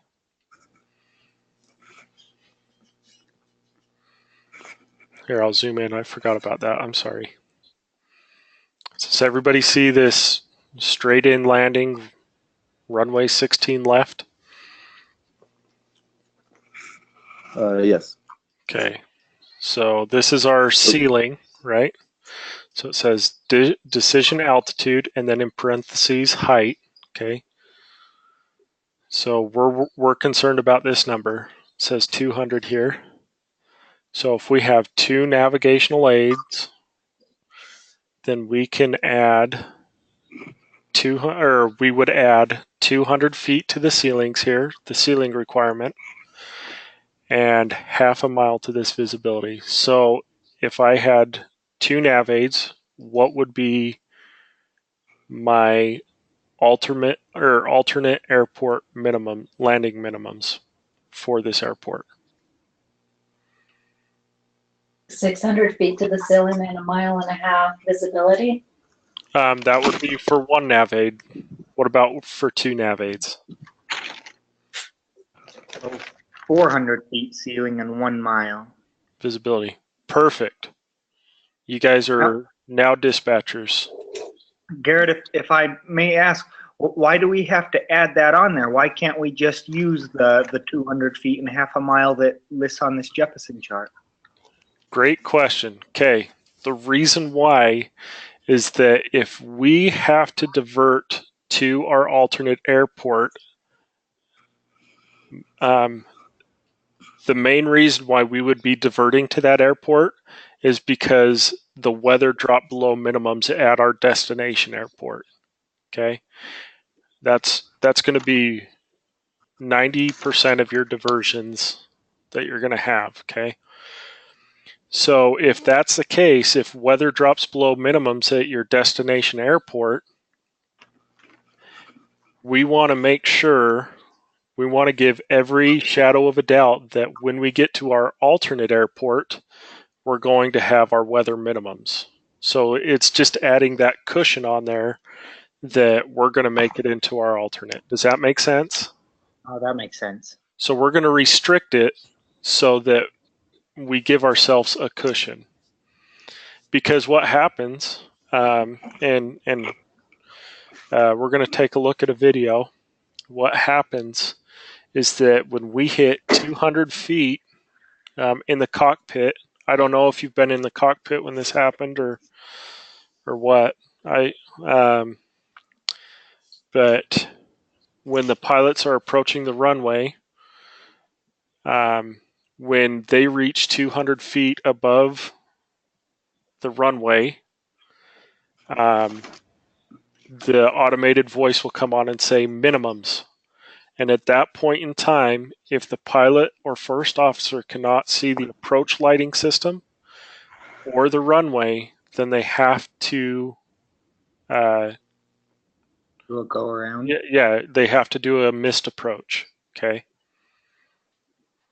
Have you ever done a go around? Yeah, I have once, but I can't hear, that automated voice or anything. I didn't know Right. that happened. Yep. So why don't we take a quick look at one of those videos?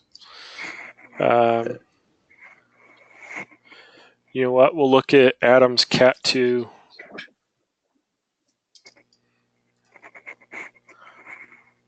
Yeah, I like the whole automated voice in the cockpit. It's really cool.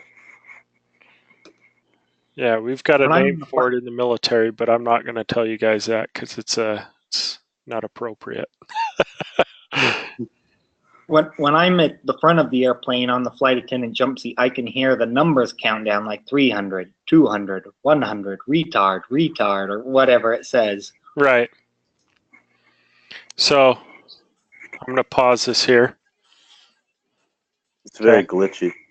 Yep, that's why I'm going to send you guys the link, and I want you guys to look at it. Watch this video really quick, okay? Okay. And once we watch this video, we'll talk about it for a second, and then we will go on a break. Okay? Okay.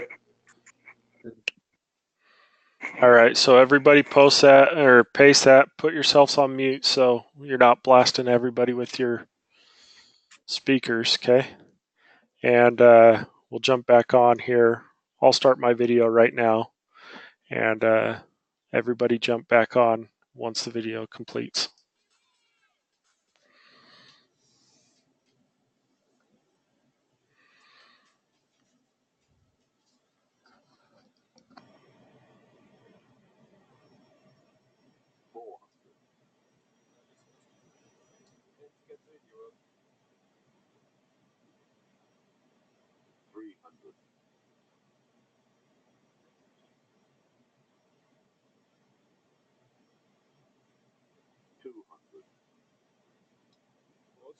Minimum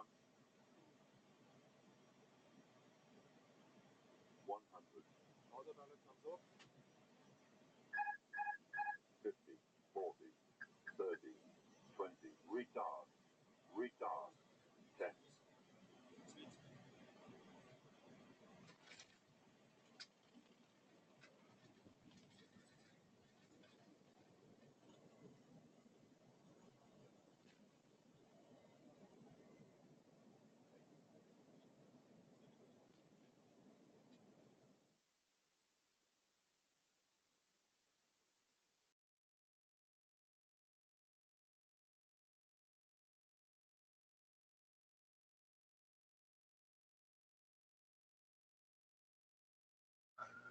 I'm more of a Boeing guy, but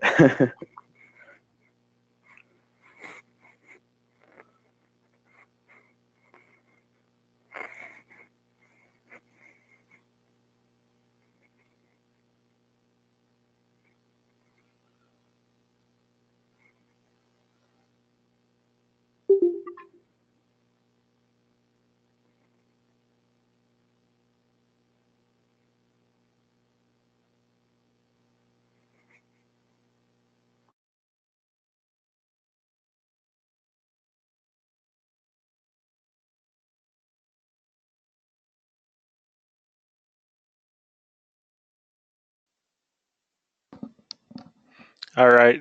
Did everybody watch the video? yeah, Yep. Sorry, could you guys hear mine playing as well?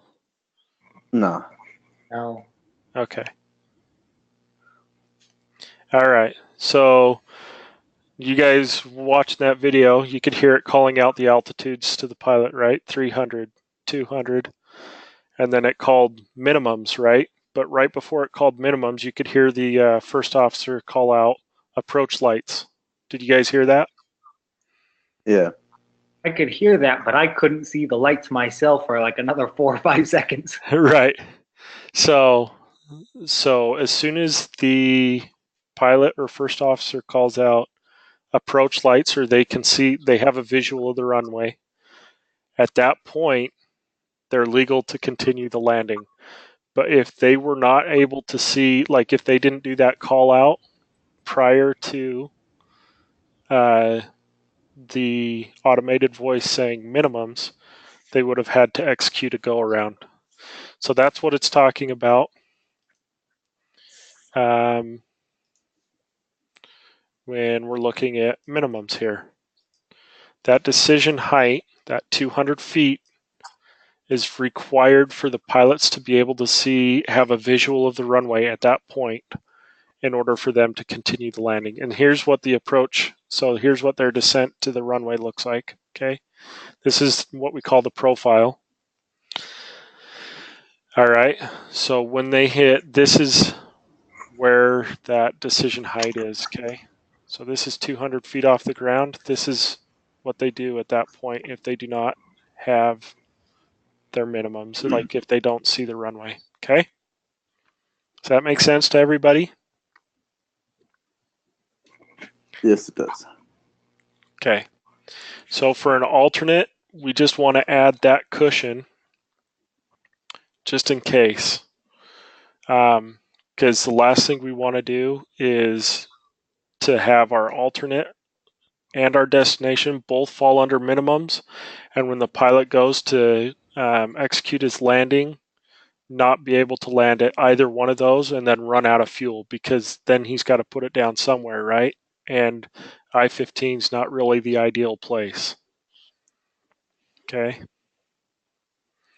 So that's why we add that cushion. Basically, I mean, we effectively double our minimums there, right? For Salt Lake. You're not always going to have that easy 200 and a half to add. So anyways, so we'll continue on here. I'm going to take why don't we take,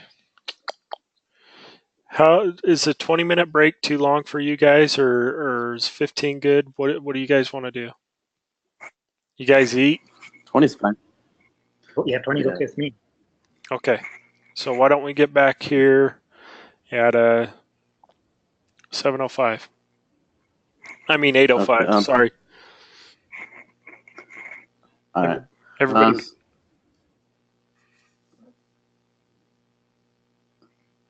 Sorry.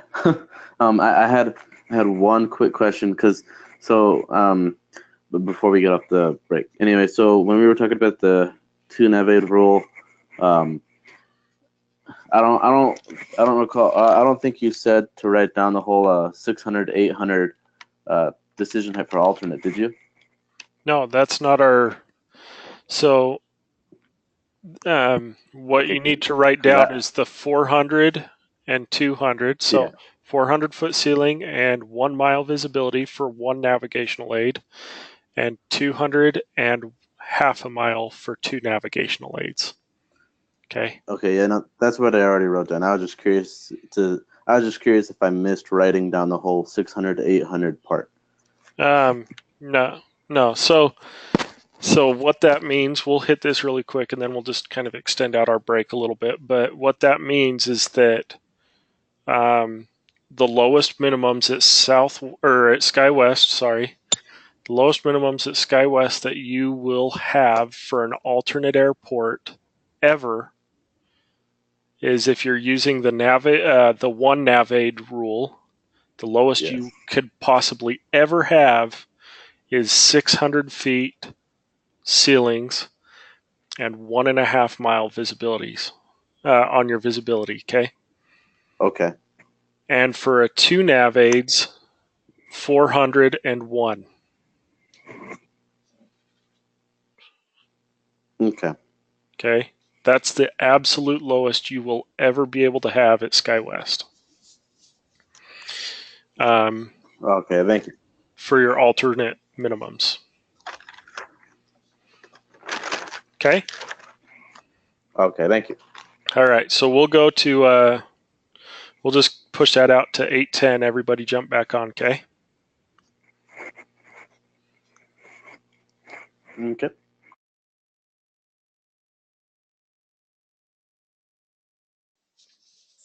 All right, is everybody getting back? Yep. Yes. All right. Mm-hmm.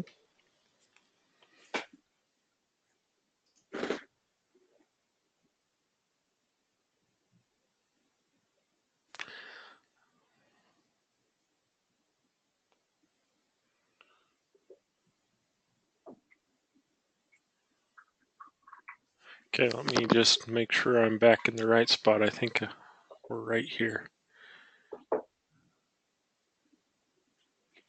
Nope.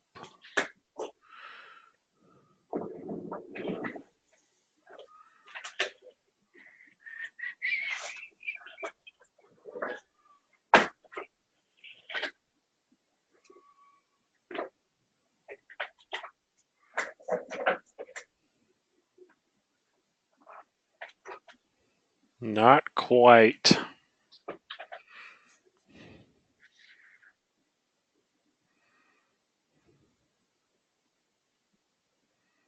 Okay, here we are. I don't know how I got all the way to the bottom there.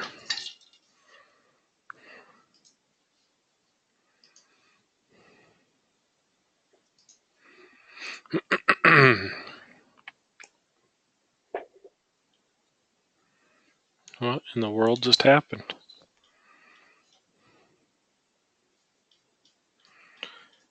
I was in the right spot, I swear. Sorry, guys.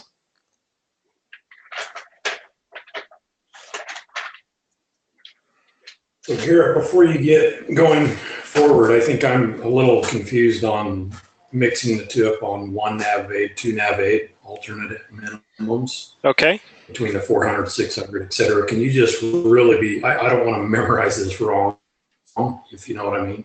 Yeah. I don't want to commit it to memory wrong. So if you could just kind of discreetly separate those two for me again.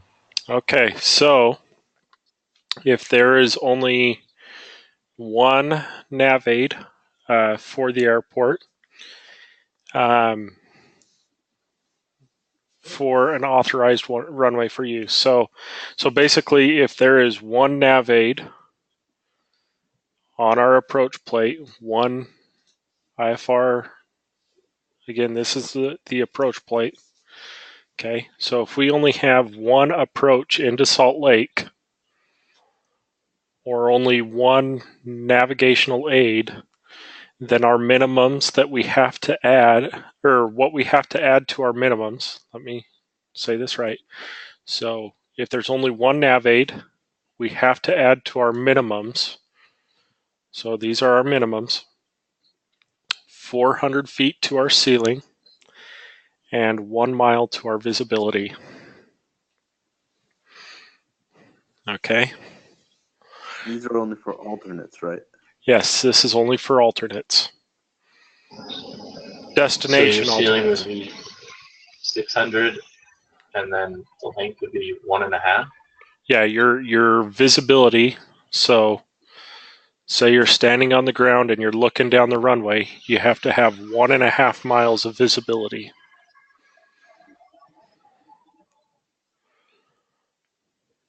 Alright, I get it. Okay. Now, if you have two approaches, two navigational aids, okay, and I'll go into what constitutes two navigational aids when we get to this section, because I don't want to throw too much at you. But if we have two navigational aids, what we need to add to our minimums is 200 feet to our ceilings and 0.5 mile to our visibility. Okay, so basically if you have one, it's 401 mile. And right. If you have two, it just cuts it in half. Yep, 200.5. Exactly. And that's what you're adding to whatever that chart's telling you. Yep. So let's. Oh, okay. Okay. That makes a whole lot more sense. Okay. So one navigational aid, 401. Two navigational aids, 200.5. Okay. So we see on this one, 200-foot ceiling and 0.5 mile of visibility. So if we have one navigational aid, once again, this will be 600-foot ceiling. Oh, 600. Okay.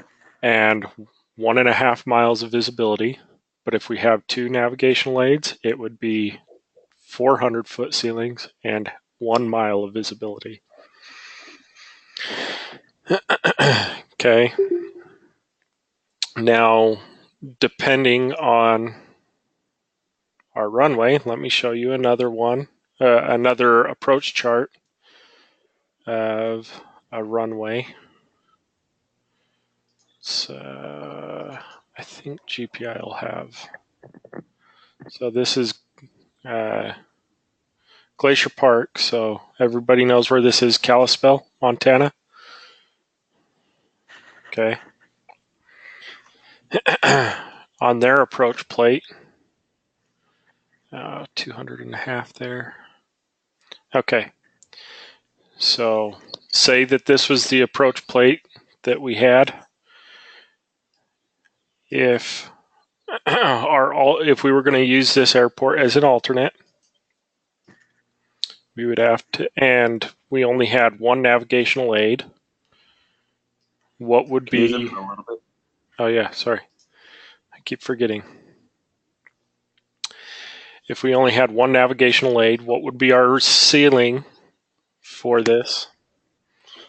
So it's 906 and 2.5 miles. Oh, one. Okay. Well, it depends on the classification of aircraft. I guess with the CRJs, you're right. Yes. The CRJs would be this. So 2.5 miles. So yeah, you were right. 906, 2.5. Okay. I don't want to throw too much of a curveball at you guys here. But whenever we're talking ceilings or decision height altitude, right? We're going to take whatever this number is, and if it's not like 500 exactly, if it's even 501, we're going to round up to the next highest 100. We're going to penalize it to the next highest 100 of feet. Does that make sense? So 1,000. Yeah, so that would make So this 1,000, 2.5. Yep, 1,000, 2.5, exactly. Now, if we had two navigational aids, it would make it 802, right? Okay. Does that make sense to everybody? Everybody get that? And is this to every single alternate, or is it only for the alternates that have bad weather? Every alternate. Every alternate. Okay. Yep. So it doesn't matter if it has bad weather or good weather. If it doesn't have this weather in our forecast, then we can't at the ETA, so at what time we're arriving at the airport, if it doesn't have this in the forecast, we cannot land there. Okay. Or we can't even list it as an alternate. Okay. I have a question then. How come they don't just make it 600? Why even list 506? If they're just going to jump up to 600. I've been wondering the same thing. Good question. Yeah, not exactly sure on why they don't just list it as 600. Or, yeah. Why they don't automatically do the rounding for you. But if I ever ask you for alternate minimums for one nav aid, always remember you're going to add 400. You're going to round this up to the next highest 100, and then add 400 feet to it, and then you're going to add 1 mile to the visibility. Okay. Okay. And if I'm asking for 2 nav aid, round it up to the next highest 100, and add 200.5 mile to the visibility. Okay, everybody on the same page? Everybody got it? Feel comfortable? Great clarification. Thanks. Okay. Yeah, this is another one that gets dispatchers. Like, you got to pay attention when you're listing alternates. You've got to make sure that the alternate is legal. Okay, it's one that gets dispatchers, so it's really important that you guys memorize these minimums. Okay. Okay, so now we're going to talk about continuing flight in unsafe conditions. So what would be an unsafe condition? We're going to talk about weather mostly in this situation. Well, lightning. Okay. Ice. Icing. That's a huge one. Okay. Anything else? Fog. Hail. Okay. Hail. Yep. Yep. Okay.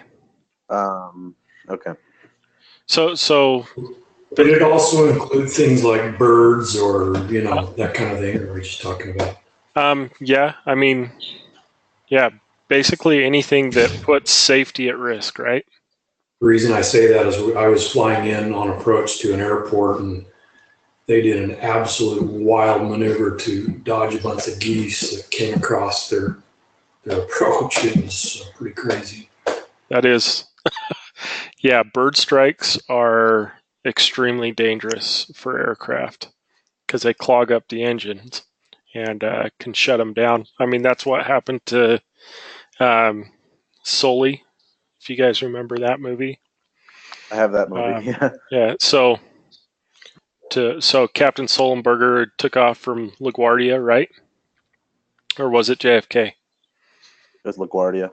Yeah, LaGuardia. Okay, so he took off, and then he had a dual bird strike, so they had never had that problem before, so they kind of didn't believe him there, right? But basically, both engines shut down because of bird strikes, and he had to land the airplane in the Hudson River. So yeah, any unsafe condition, you know. I mean, yeah, that has to put a lot of stress on a pilot, especially when you just took off and you don't have that much feet over the ground, and that happens. Yep, you got to act quick. So, okay, so continuing a flight in unsafe conditions. No pilot in command may allow a flight to continue towards any airport to which it has been dispatched or released if, in the opinion of the pilot in command or dispatcher, domestics and flags only, the flight. So why would it say domestic and flag? So in supplemental's the other one, right? Yeah. So in almost every one of our FARs so far, when we talk about supplemental operations, is the dispatcher mentioned? No. Okay. That's right. So that's why it puts this caveat here, domestic and flag only. So if it's unsafe, in the opinion of the pilot in command and dispatcher, the flight cannot be completed safely unless, in the opinion of the pilot command, there is no safer procedure. In that event, the continuation towards that airport is an emergency situation as set forth in this paragraph. If any instrument or item of equipment required under this chapter for the particular operation becomes inoperative en route, the pilot in command shall comply with the approved procedures for such an occurrence as specified in the certificate holder's manual. Okay, so if there's an emergency, they can't, force the airplane to continue on the route to the destination airport just because, they got to be on time to that airport. They have to divert at that point, unless it would be more unsafe to divert to an alternate airport. Okay. That's all that FAR is talking about. So inoperable instruments and equipment. No person may take off an airplane with inoperable instrument or equipment installed unless the following conditions are met. Here's what it is. We have to have an MEL list that exists for the airplane. Okay. So this paragraph just talks about how it has to be approved by the FAA district office, the MEL list, okay? And then it says this is what the MEL list must have. It must be prepared in accordance with the limitations specified in paragraph B of this section. Provided for the operation of the airplane with certain instruments and equipment in inoperable equipment. Records identifying the inoperable instruments and equipment and the information required by this paragraph must be available for the pilot. So they have to have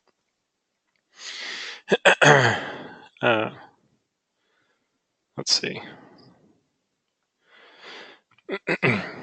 So that's kind of like repeating itself. It's kind of weird. But Garrett, I have a question on that. So I've been on a lot of flights where they're mechanical, and some are a few minutes, some are an hour and a half.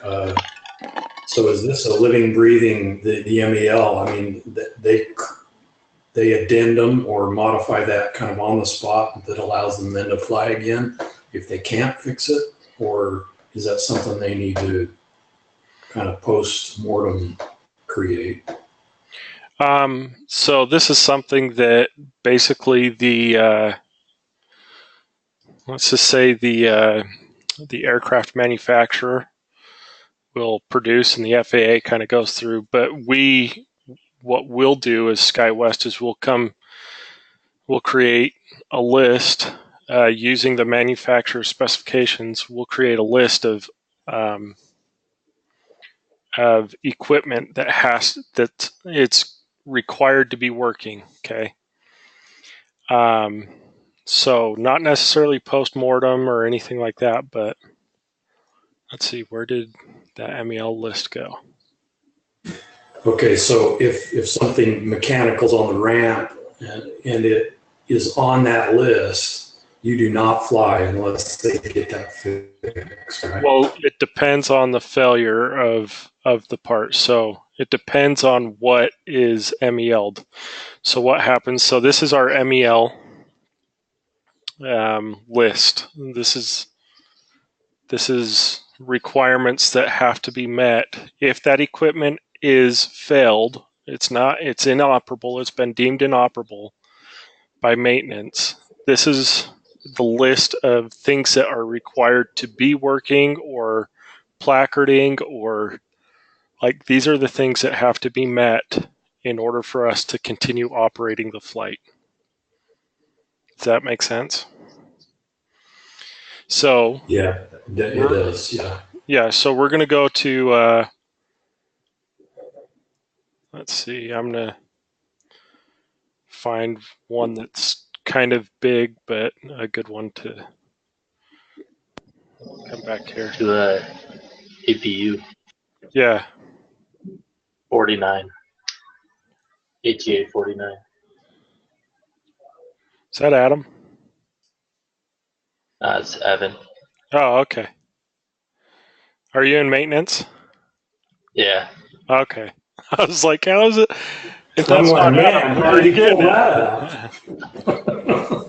Just have that memorized last night? Yeah, that was the one I was looking for, but so this is a PDF that doesn't have all the links that we have.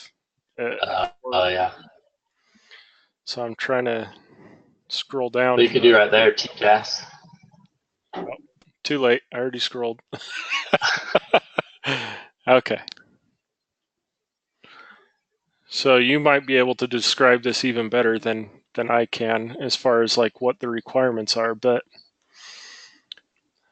all I know is to look at this and see what the flight requirement. Okay, perfect. APU. Here we are. Okay.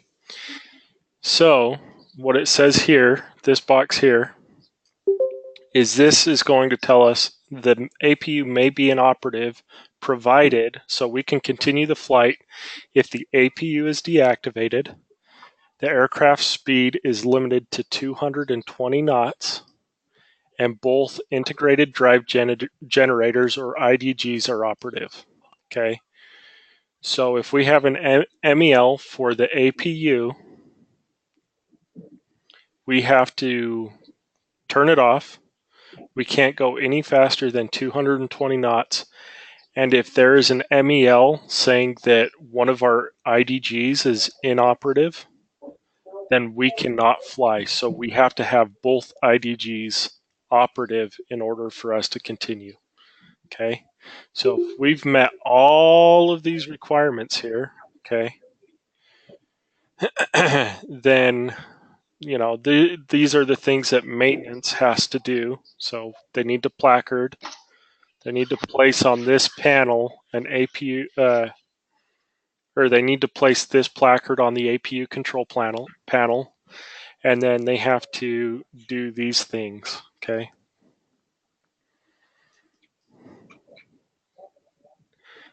Now operations procedures. So this is saying that there's none required. So as a dispatcher, we're not required to do anything other than plan the flight to 220 knots and make sure that we have both IDGs operative.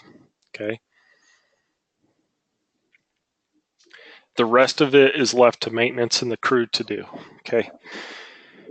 some of these require operation procedures. So if we have, let's see if I can find another one.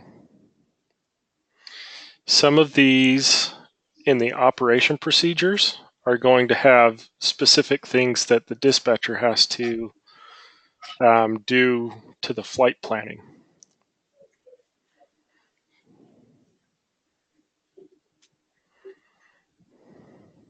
Let's see. Good old lavatory.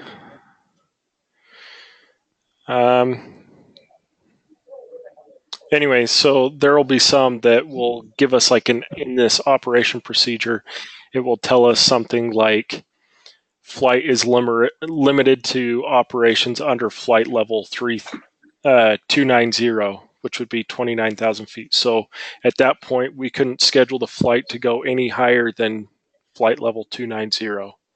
They'd have to do all of their flight underneath that flight level. Does that make sense? So we need to pay attention to what the remarks say, and we need to make sure that everything, as far as the remarks, like anything else that it says is okay and still working. And then we have to follow the operation. If it applies to us, we have to follow the operation procedure for that MEL in order to continue the flight. And we're going to dive into this a lot more as well when we're flight planning. And not everything is going to apply to us on these lists, right? A lot of it's going to apply to maintenance or or the crew to do something in order to continue the flight. Okay. So we'll go over MELs a little more in depth, but yeah, so what's important to take away from this FAR is that we have to have an approved MEL list, and it has to be approved by the FAA district office. So that's what is really important to take away from that. All right, operating in icing conditions. What happens to an airplane when it encounters icing conditions and can't get the ice off the airplane? Then the run into stall before the stall warning. Right. So it could stall before the stall warning horn. It could just stall, period, right? So it reduces the performance of the aircraft by a pretty remarkable amount. Even just a very light, like even frost, if there's frost on the aircraft, it can do very bad things to the aircraft. So, what's up? Oh, nothing. Never mind. So I don't know if you guys have been ever been to airports before you take off. Even they de-ice the aircraft, right? So they'll get on their cranes and they'll just spray down the airplane with de-icing fluid before it takes off. Yeah, there's this pilot shouldn't have done it, but there's this one incident. I mean, where they were in a big rush because this was a supplemental flight. I guess it was a charter, and it was really cold outside. It was during that icy condition period, and I think they just took Type 2. They didn't take Type 1 just because they thought that was the best option, just so they can get out of there. So, I mean, nothing happened to them. They didn't crash, but I think they should have taken at least Type 1 and Type 2, not just Type 2. Well, it depends on the air carrier's requirements. I see. So, yeah. And it depends on their icing procedure, de-icing procedure. So, in effect, at the airport and there's a whole lot that comes into play when it comes to de-icing an aircraft. So, I got it. Garrett, also in addition to kind of the stall issue, I mean, on a bigger aircraft, I imagine ice would add hundreds of pounds of weight and might throw them out of their climb performance or something like that. Yep, that's possible as well. It can also clog things like, I don't know if you guys know what a pitot tube is, or the static ports. So if it clogs those up, then basically they won't be getting reliable readings from their instrumentation inside the cockpit. So ice is bad. But we can still fly through it. We have equipment on the aircraft that will allow us to fly through icing conditions. But because, when we get up to altitude at, 31,000 feet plus, you're looking at temperatures in the negative 50, 60 degree range, okay? So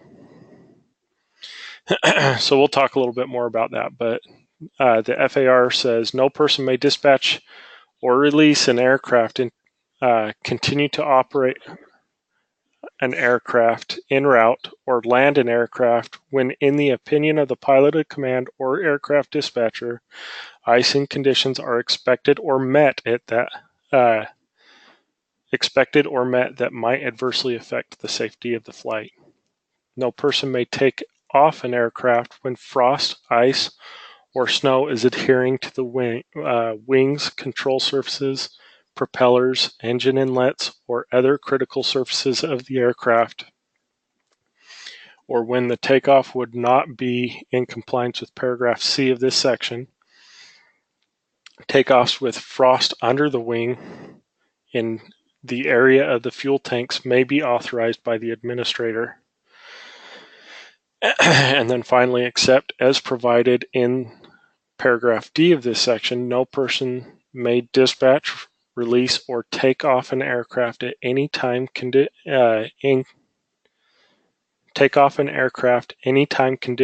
are such that frost, ice, or snow may reasonably be expected to adhere to the aircraft unless the certificate holder has an approved ground de-icing anti-icing program in its operation specifications, and unless the dispatch, release, and takeoff comply with that program. The approved ground de-icing anti-icing program must include at least the following items. So this is going back to what you were saying, Matt, is they have an approved ground de-icing or anti-icing program that they have to follow. Okay, this is for 121. So whether it's a supplemental flight or domestic or flag, it's all the same. Okay. Basically, this tells us, there's holdover time. So if the airplane gets anti-iced or de-iced on the ground before it takes off, and say it's in Chicago and taxi times are like forever long, you got 30-minute taxi times plus, the holdover times basically talking about like how long can that aircraft, how long is it before that aircraft has to return and get de-iced again. So like if they get into one of those, hold times when they're taxiing and they've been on the ground for 30 minutes and it says that they can only, with the type of icing, de-icing fluid or anti-icing, so de-icing fluid, I guess it would be,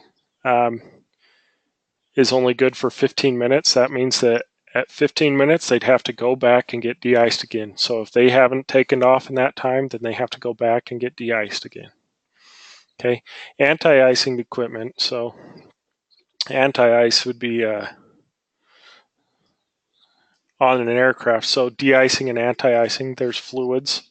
It's like an antifreeze that they spray all over the jet. But anti-icing components on the aircraft is they actually have de-icing and anti-icing on aircraft. So de-icing on an aircraft, they have these boots. We call them boots. on the leading edge of all the wings and propellers and intakes, where if we're flying along and we get into an icing condition, what will happen is they'll inflate the boots, like it rapidly inflates the boots on the leading edge of the wing and knock all the ice off. Anti-icing on an aircraft would be like a heated leading edge. So when they turn on the switch, it just gets extremely hot and melts all the ice off. So so we have to have procedures when it comes to icing, is what this FAR is talking about. I'm trying to hurry up. Hopefully we can get out of this FAR tonight. Okay, so let's talk about the original dispatch or flight release, redispatch, and amendment of dispatch flight release. Or reamendment of the dispatch or flight release. So a certificate holder may specify any regular, provisional, or refueling airport authorized for the type of aircraft as a destination for the purpose of original dispatch or release. No person may allow a flight to continue to an airport to which it has been dispatched or released unless the weather conditions, at an alternate airport that were specified in the dispatch or flight release are forecast to be at or above the weather or above the alternate minimum specified in the operations specifications for that airport at the time the aircraft would arrive at the alternate airport, so the ETA. However, the dispatch or flight release may be amended en route to include any alternate airport that is within fuel range of the aircraft. So what this is talking about in this section, or in this paragraph here, is say we're flying along. We've listed an alternate. We listed Denver as our alternate to Salt Lake. Okay. We're flying Salt Lake. We have a missed approach, and we're still en route to Denver, and all of a sudden Denver's weather goes to crap. At that point in time, that airport's becoming illegal to land at, right? We can't land at that airport. So what this is saying is that at that point, we're able, or any point en route, if the weather goes south on us, we're able to list an alternate airport and amend the release to add a new alternate to that release. Does that make sense? As long as it's within the fuel range of the aircraft. Does that make sense to everybody? Yeah. Yep. Okay. Hold on. It looks like somebody just asked a question or said something. Okay. Got yeses from everybody. Sorry, let me get a drink real quick.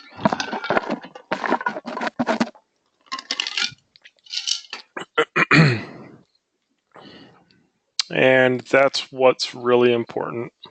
ETOPS we're not going to get into, but dispatch to and from the refueling or provisional airports, domestic and flag operations. So no person may dispatch an airplane to or from a refueling or provisional airport except in accordance with the requirements of this part applicable to dispatch from regular airports, and unless that airport meets the requirements of this part applicable to regular airports. So basically, if we're at a refueling airport, it falls under the same rules as a regular airport.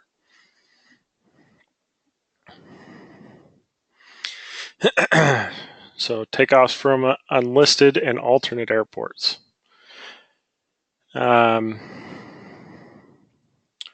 So let's see. I'm trying to pick out the really important parts here.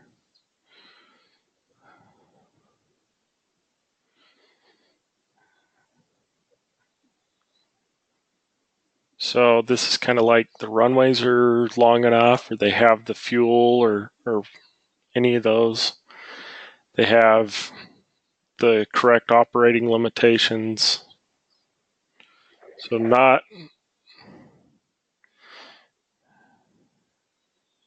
too, like, it's important, but nothing that really applies to us right now. So fuel supply. So this is another one that we need to write down and memorize. Okay.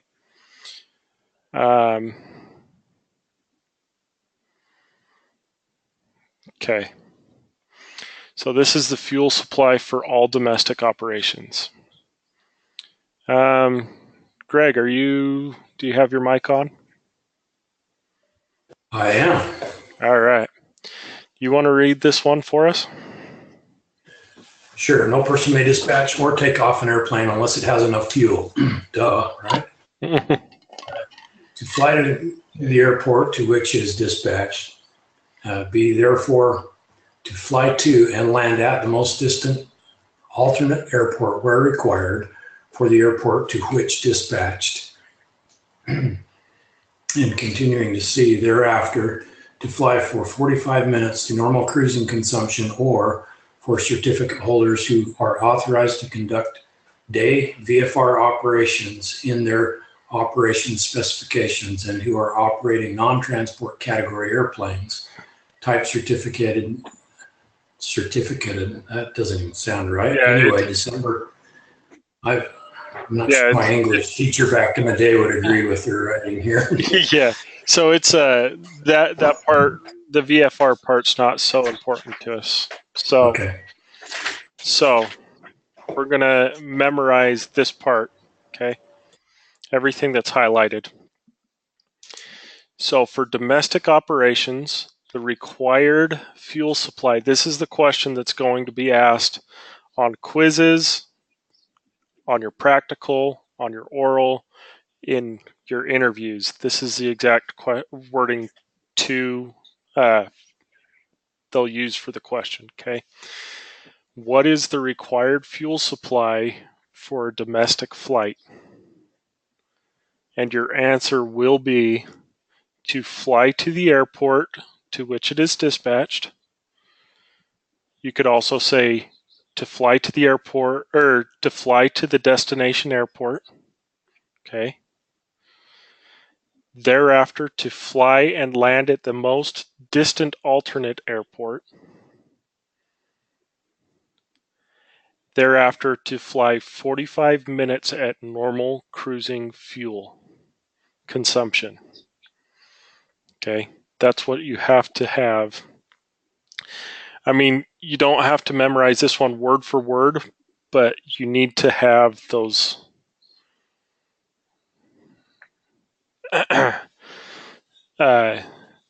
you need to have a good understanding of what that means. So to the destination, so thereafter, you can just say then, to fly and land at the most distant alternate airport, and then 45 minutes of normal cruising fuel. Okay.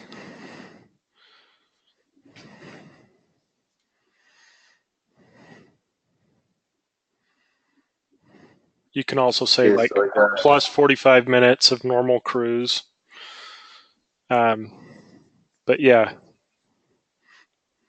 Okay, so I got to the destination, then to fly and land at the most distant alternate, then 45 minutes of what? Normal cruising fuel.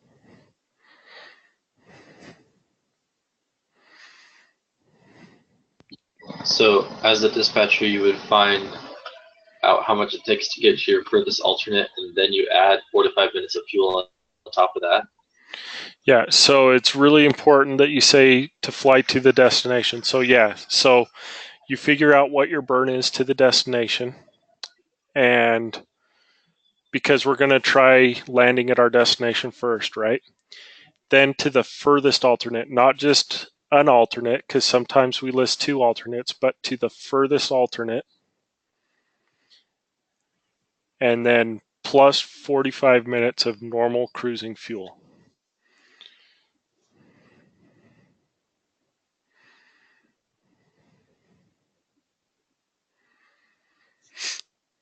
So you're going to figure out what your burn is to the destination, to the alternate, and then you've got to add 45 minutes of cruising fuel. Okay. Okay, so that's the answer. So what was the question? That way I can kind of. Okay, here's the exact question, word for word, as to what they're going to say, what they're going to ask. Okay. What is the required fuel supply for domestic operations?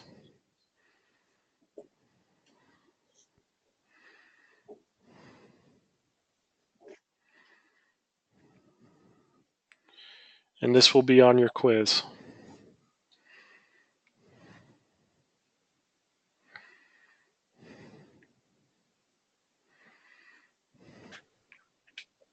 So everybody got it? Yeah, I got it. Anybody not have it? Okay. Okay, we're just going to kind of like skip over this flag one. So the flag one, this is on your ADX. I know that for sure. But for a flag operation, they fly to the airport, then they add 10% of the total fuel for that burn. So to the airport plus 10%. And then the most distant alternate. And then after that, they have to add 30 minutes at holding speed at 1,500 feet above the alternate airport. So that's why, like, we don't do flag operations, so I don't want to ruin your guys' brain with, and confuse you guys between domestic and flag. Okay. Is everybody good with that? Good. Doesn't SkyWest fly to Mexico? Is that not a flag operation? It has to be over water? Okay, so, nope. Okay, so FAA's definition of a flag operation is basically anything that is not the 48 contiguous states, right? But in SkyWest's operation specifications, we have an exemption. So in our op specs, one of the things that we have to list is any exemption or deviation from the FARs, right? So the FAA has approved SkyWest to fly to Alaska, Canada, and Mexico using domestic rules. Does that make sense? Gotcha. Yeah, that makes sense.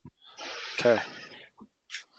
So SkyWest doesn't have any flag operations because we've got an exemption from the FAA that says we're good to fly to the airports we have listed.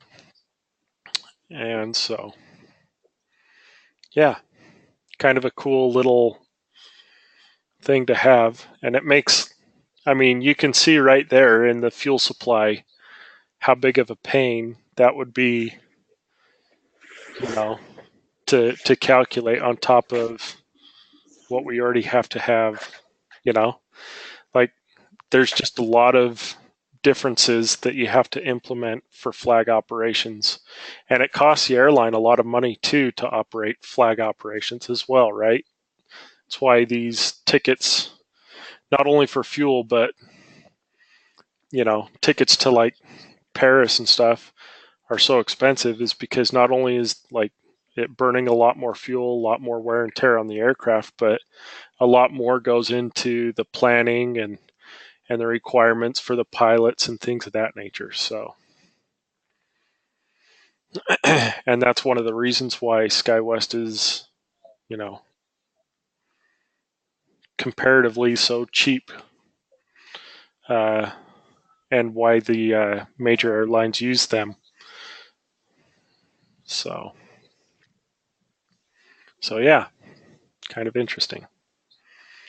So en route, fuel supply, flag, and supplemental operations, we're not going to really go into at all right now. So here's another one that has to be memorized. So we just talked about the fuel requirement for domestic operations, correct? Now, when we're calculating how much fuel that is, this is our factors that we have to take into account, okay? We can't just plan a direct flight into, Salt Lake to LA and not take into account any of these other problems here. So when we're calculating how much fuel it's going to take, this is what we have to consider. And I'll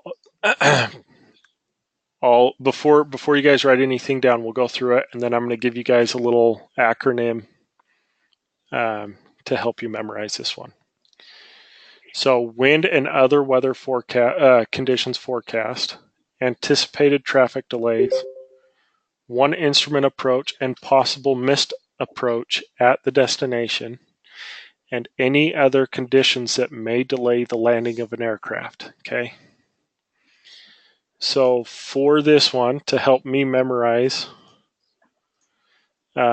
this far, I use the acronym WAH. Wah. Because every time a pilot calls you and starts complaining about their fuel supply, WAH.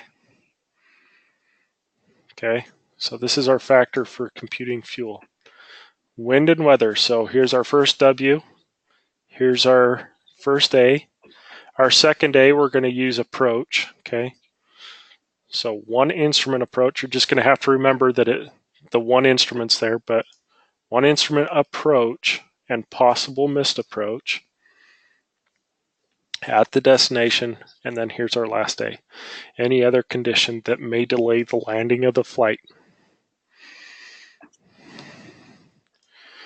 So the question you will be asked is, what are the factors for computing fuel? What are the 4 factors when computing fuel?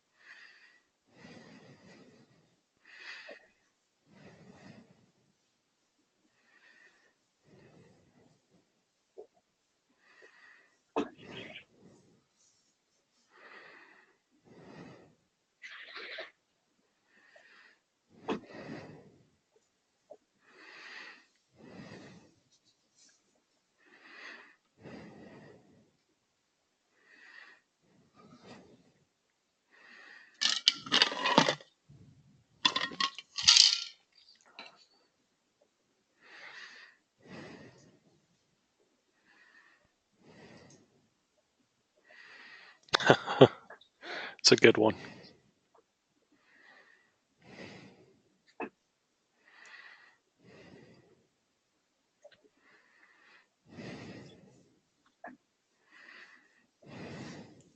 Does everybody have that one?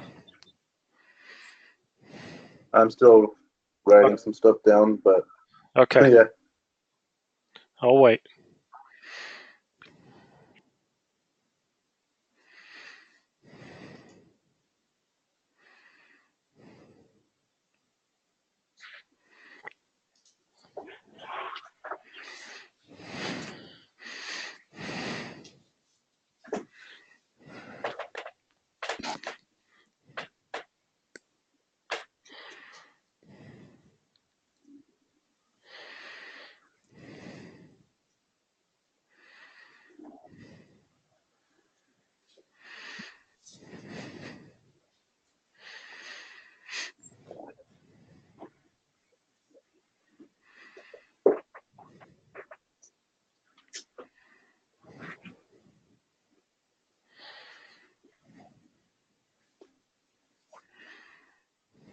All right, I'm good.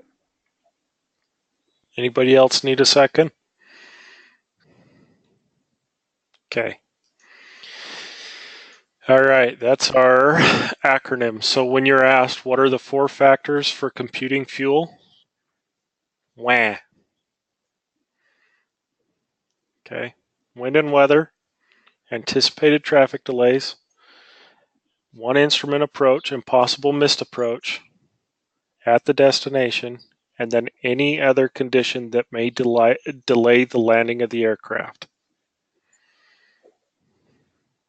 Any questions? Nothing yet. Okay. That's good. So what is the required fuel?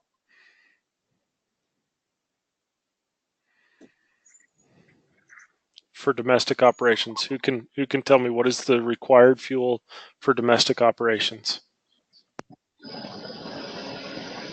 Enough fuel to get to your dispatch destination, and then enough fuel to get to your furthest alternate, plus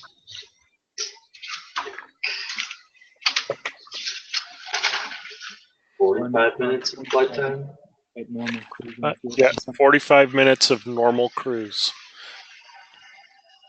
Okay, 45 minutes at normal cruise.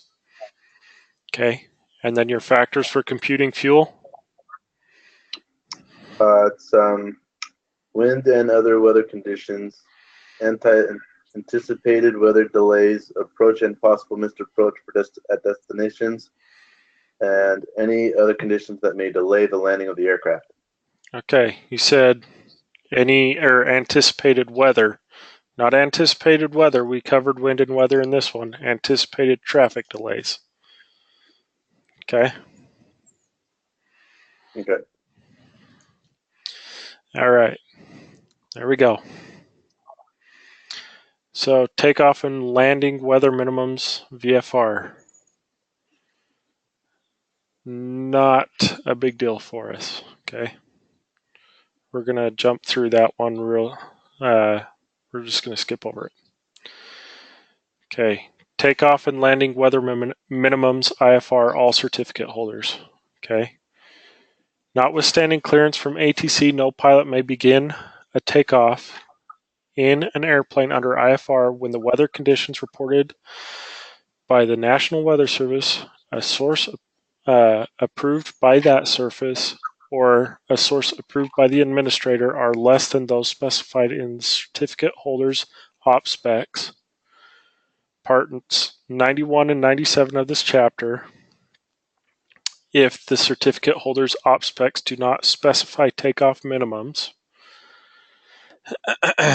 and except as provided in paragraph D of this section, no pilot may continue an approach past the final approach fix, or where a final approach fix is not used, begin the final approach segment of an instrument approach procedure at any airport unless the National Weather Service or an approved source issues a weather report for that airport at airports within the United States and its territories, unless the latest weather report for that airport reports the visibility to be equal to or more than the visibility requirements prescribed for that procedure. For the purpose of this section, the term, okay, we don't need to worry about that part. So, unless we have the visibility equal to or more than the minimums. We went over this, right? So they can't even start their approach to the airport unless they have visibility minimums in the forecast. Okay. Anybody have questions about that? We already hit this one, but yeah. Anybody have questions with that?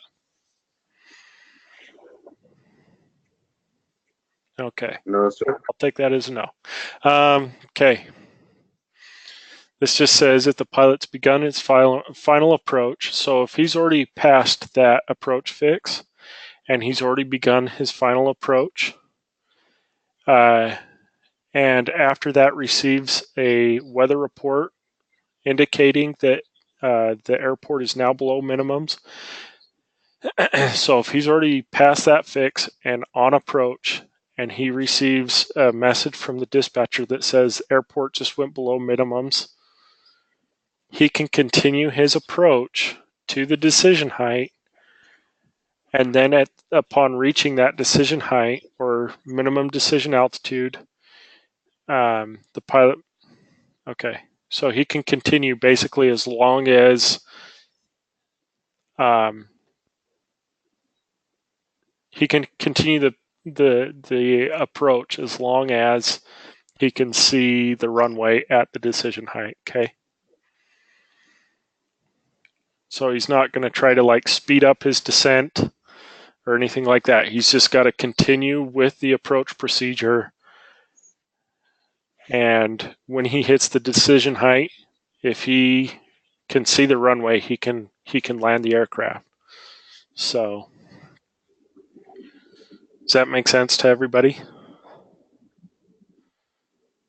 Yeah. Anybody have any questions? Makes sense.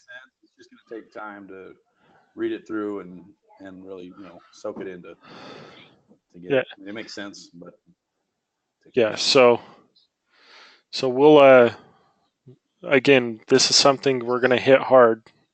Don't expect to have all of this memorized right now, because I'm sure a lot of it is just kind of floating up in your head and you don't really understand where to put any of this. I feel like my brain is melting.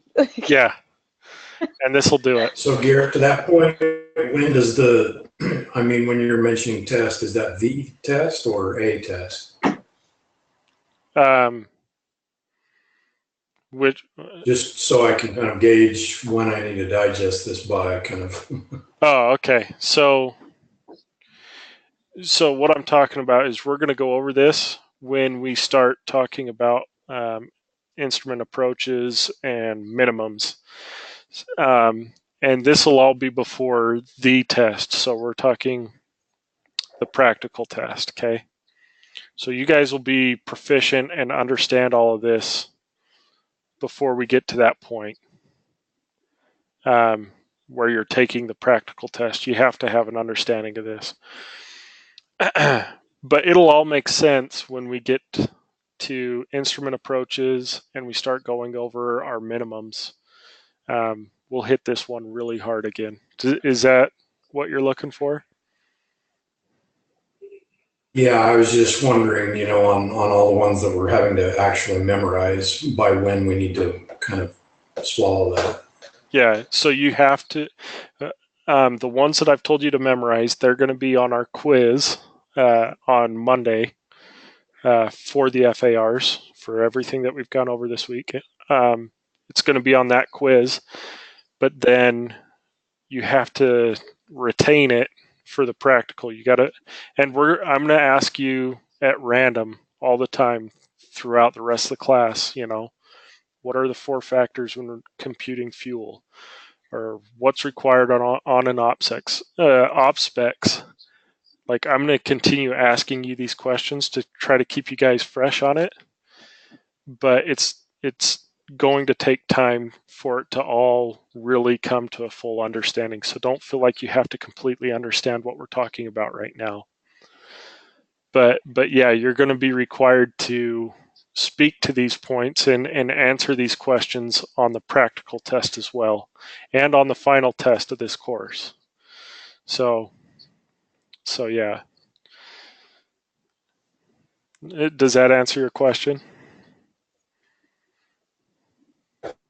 Yeah, so how are you going to do the quiz on Monday? Do you send it to us, or how does that work? Yeah, so I'll send you the quiz. You guys can print it out, or just if you've got a way to edit the picture or convert it to a Word document or something, you cut and paste it into a Word document. I'll send out the quiz. You guys will take the test. I'll give you 20 minutes or 30 minutes to to answer the questions, and then you'll have to send it back to me. Take a picture of it or just send me the document, whatever way you can. Does that make sense? And these are the ones. And these are the ones you have to have an 80% or higher on, and if not, you can retake it. Yep. And you only retake the questions that you missed on the test. Okay.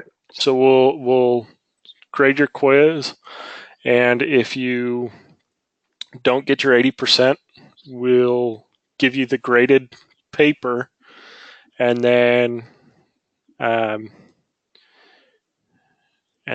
we'll give you that time to study for the test, and then you'll just contact me or Adam when you're ready to retake it, and you'll retake just those questions. Okay. Okay. Are we doing this during class time? Is that what you said? You'd send it to us and then we have 30 minutes to send it back?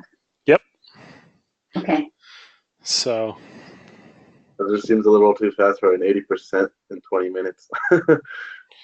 Oh, I can't remember how many questions there are on the quiz, but it's not a ton. That was my next question. Is it like 30 questions, or what are we talking about? I believe, here, I'll look at the quiz and then I'll tell you. I'm going to stop showing my screen so you guys can't cheat. But when we send you guys this quiz, these quizzes, we obviously can't police whether or not you're using your notes or if you're doing like Google searches or looking through the FARs, right? Like we can't police that online. It's going to be up to you guys to have the integrity to take it without using your notes or any computer software, right?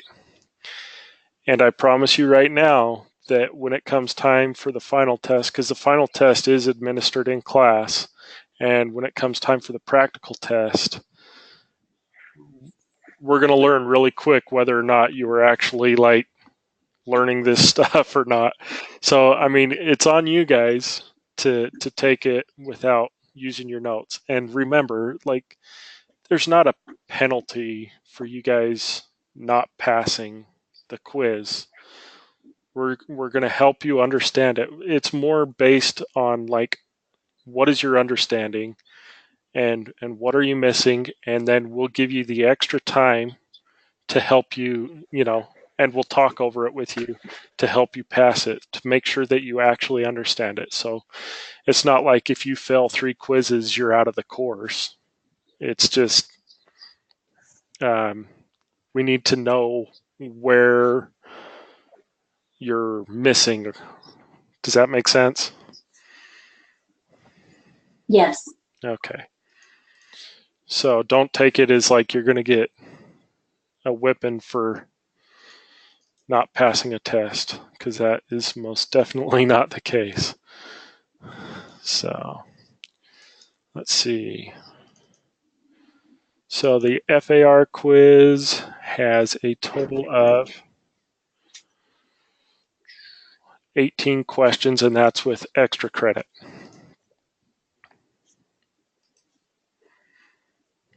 So it's not bad.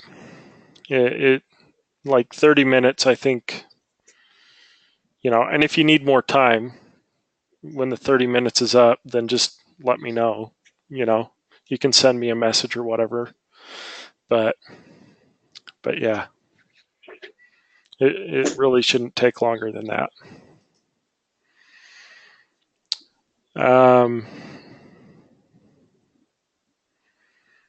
Okay, so landing weather minimums. We've talked about this a lot tonight, right?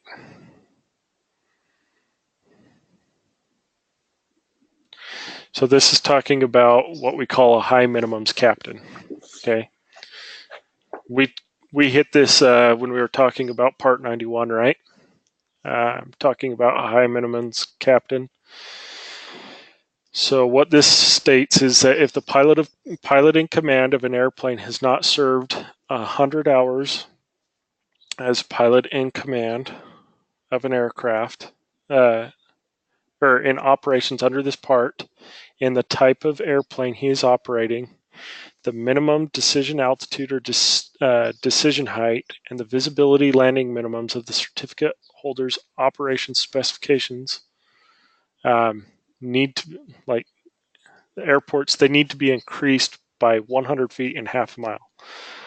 That is extremely complex, how they word this. So, what this is saying, this is another one of your weather minimums for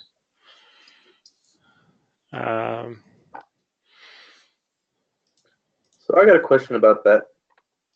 Okay.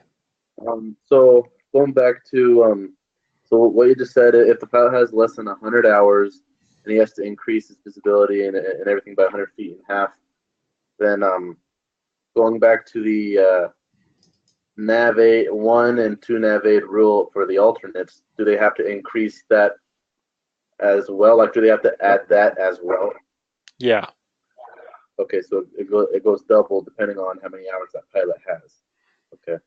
Well, not doubled. Well, yeah, but I mean, they both come into play. Is what I'm trying to say. Yeah. So if you have a high minimums captain, they play by high minimums captain rules. Okay. Regardless of what the operation is, you add 100.5 mile to the visibility. Okay.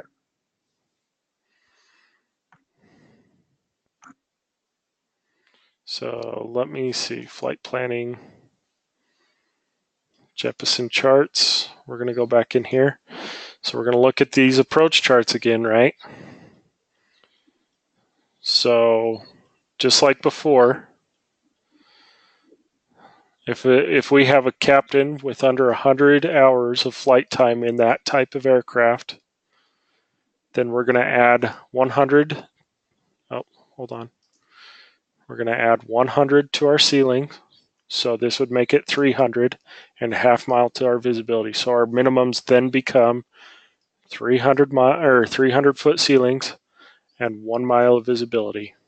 Everybody understand that? Yes.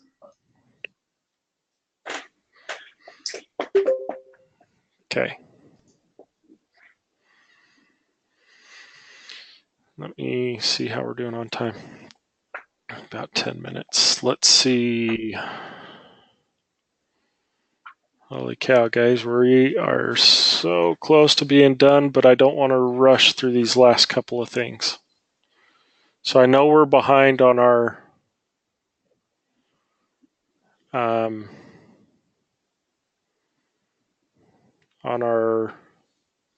material here. Let me see, where were we at?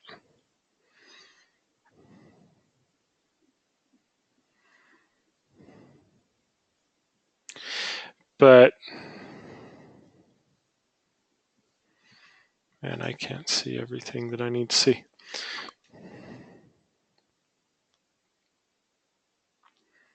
You were just a little bit higher than this. Okay, so that being said, okay, here we are.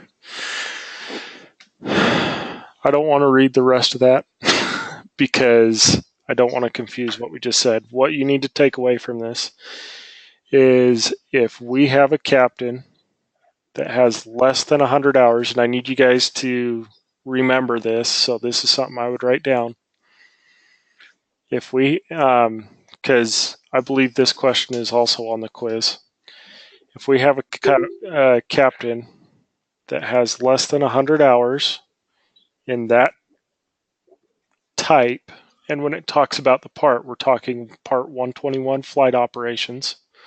So if he has less than 100 hours in Part 121 and the type of aircraft he's flying in, we are required to add 100 feet to our ceiling and half mile to the visibility, okay?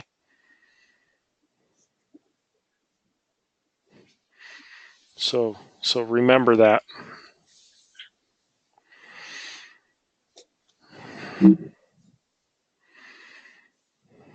Has everybody got it? Almost.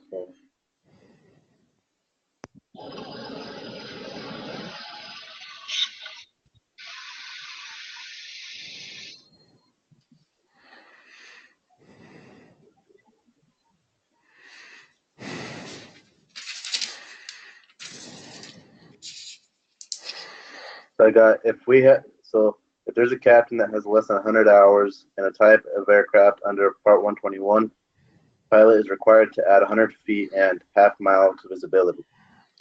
So it's the type of aircraft or the part. So remember, sometimes we fly Part 135 and Part 91 operations as well. So if he has less than 100 hours in the type and part, then we add the minimums. Type or part. Sorry, not and. Type or part. Does that make sense to everybody? Yes. Okay. Anybody have any questions on anything that we've discussed today? I think we're going to wrap it up for tonight. Okay. So yeah, just remember the things that we've gone over. What I want you guys to really study are the things that we discussed, and I had you write down tonight. Those are the key parts from this 121, and we've got a couple more that we're going to talk about. And while we're talking about this, I wanted to go back to our FARs for Part 91 really quick.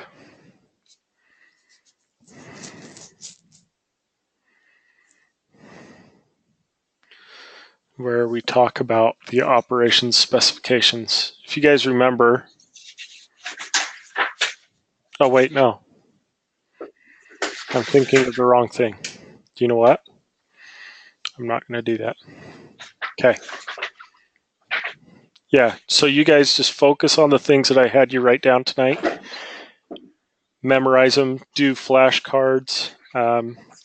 There's a couple apps that I highly recommend. And you guys, if you guys want, you guys can, everybody was on the email Adam sent that talks about like us meeting on Monday and stuff like that, right? Everybody received that email that said, you know. No, I didn't. Have you guys received any emails from Adam, like the go-to meeting link? I have on those, but not on. I haven't received any from him today. Okay, so the go-to meeting link, I believe, that email has everybody's email address. So if you guys want to even set up like a study group, or if you guys, because a lot of you guys live here in St. George, or if you guys want to like do flashcards, there's a couple of apps that are on, or that you can put on your phone that are like flashcard apps. And you can like share these flashcard apps with other people. So if you guys want, and I'm not saying you guys have to do this, but on that email, you guys can send, just reply to everybody on that email, and just everybody put your phone number down or whatever. Download either Chegg, which is a flashcard app, or Quizlet. I don't know if you guys have seen these, but you guys can make flashcards on these apps, and then you can share them with a group. Or even on Quizlet, if you create flashcards on Quizlet, you can share them with the entire class. Does that make sense? Yeah. So this is something that I've been doing, and I'm not going to send you guys my flashcards because I think it's better if you guys either write them down yourselves. It helps you remember them, or if you guys I want you guys to take the initiative to do this. If it's something that will help you learn this material. But make flashcards of these things that I've had you write down, and then you can share them with the group, or you guys can coordinate some study groups where you guys can meet together and talk about this stuff with one another. And I highly recommend you guys, really focus on this stuff that we've gone over, because it's really important. The things I had you write down, I had you write them down for very important reasons. So if you guys have any questions, or if you guys run into anything that you have questions on, please let me and Adam know. We're more than happy to help you guys in your studies and helping you understand a principle or whatever. So, Garrett, what's the other one? How do you spell that? The Quizlet, and what was the other one? Chegg, Chegg. So Quizlet's my favorite. Quizlet. That app, you can also look up other, like if you wanted to do, say you wanted to see somebody else's set of flashcards, there's a search box where you can type in like aircraft dispatch, and it will pull up anybody that's created a set of flashcards and titled it aircraft dispatch. You can look at their flashcards. Okay, so it's kind of interesting. I'm just trying to. Sorry, go ahead. But yeah, so you can download anybody's set of flashcards with that app that have created flashcards for that subject. Does that make sense? And that was the Quizlet one? Uh-huh. And I think Chegg has something similar, but Quizlet's a little more user-friendly. But yeah, create some flashcards and then just, like even as you're going to the bathroom, or you're just sitting outside having a smoke break, or you're out eating lunch, or whatever it is that you do, just open up your app and just go through your flashcards, because it's going to help you out like tenfold. I'm already downloading it. Yeah. And like in dispatch training, we use Quizlet, and it's great because we have a GroupMe text. So GroupMe is an app where you can get a whole bunch of people together, and it's just a big group text. So we have our dispatch training, whatever, group on GroupMe, and then we have Quizlet.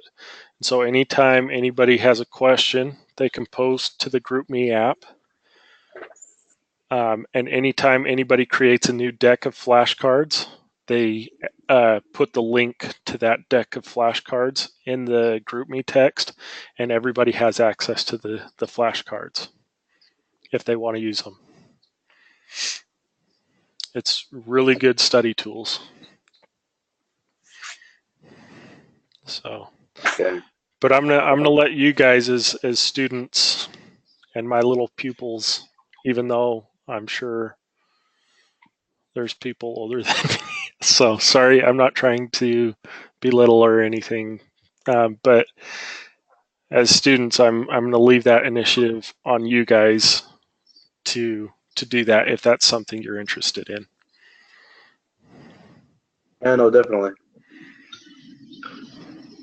So, do you think for these FARs, should we know like the exact number? Like, do I need to remember 121.655 is for the applicability of reported weather minimums? It's not going to hurt you, but it is not required. I've never been asked what FAR is that. Now, I have been asked, where can I find that? And I'd just say, well, in the FARs. And then if they ask you where in the FARs, I would just be like, well, it's a 121 question, or it's a question about pilot responsibility. So I'd look in FAR, FAR, 71 or whatever the FAR is. you know, as long as I can get to that point, then they don't care if you have the FAR exact number memorized. Okay. It's like a GMM reference then. Yeah. All right. So what I'm gonna do is just since I have a portion of everyone's emails, I'm just gonna say, hey, I'm Matt so and so at this class. Let me know if you want to study. Is that okay with everybody if I do that? Yeah, that's Yep. fine. And, all right. Okay, well, that being said, I'm going to turn you guys loose, and you guys have a good night, and we'll see you back on here tomorrow. Thank you. Okay. Night, guys. Hey. All right, and so Adam,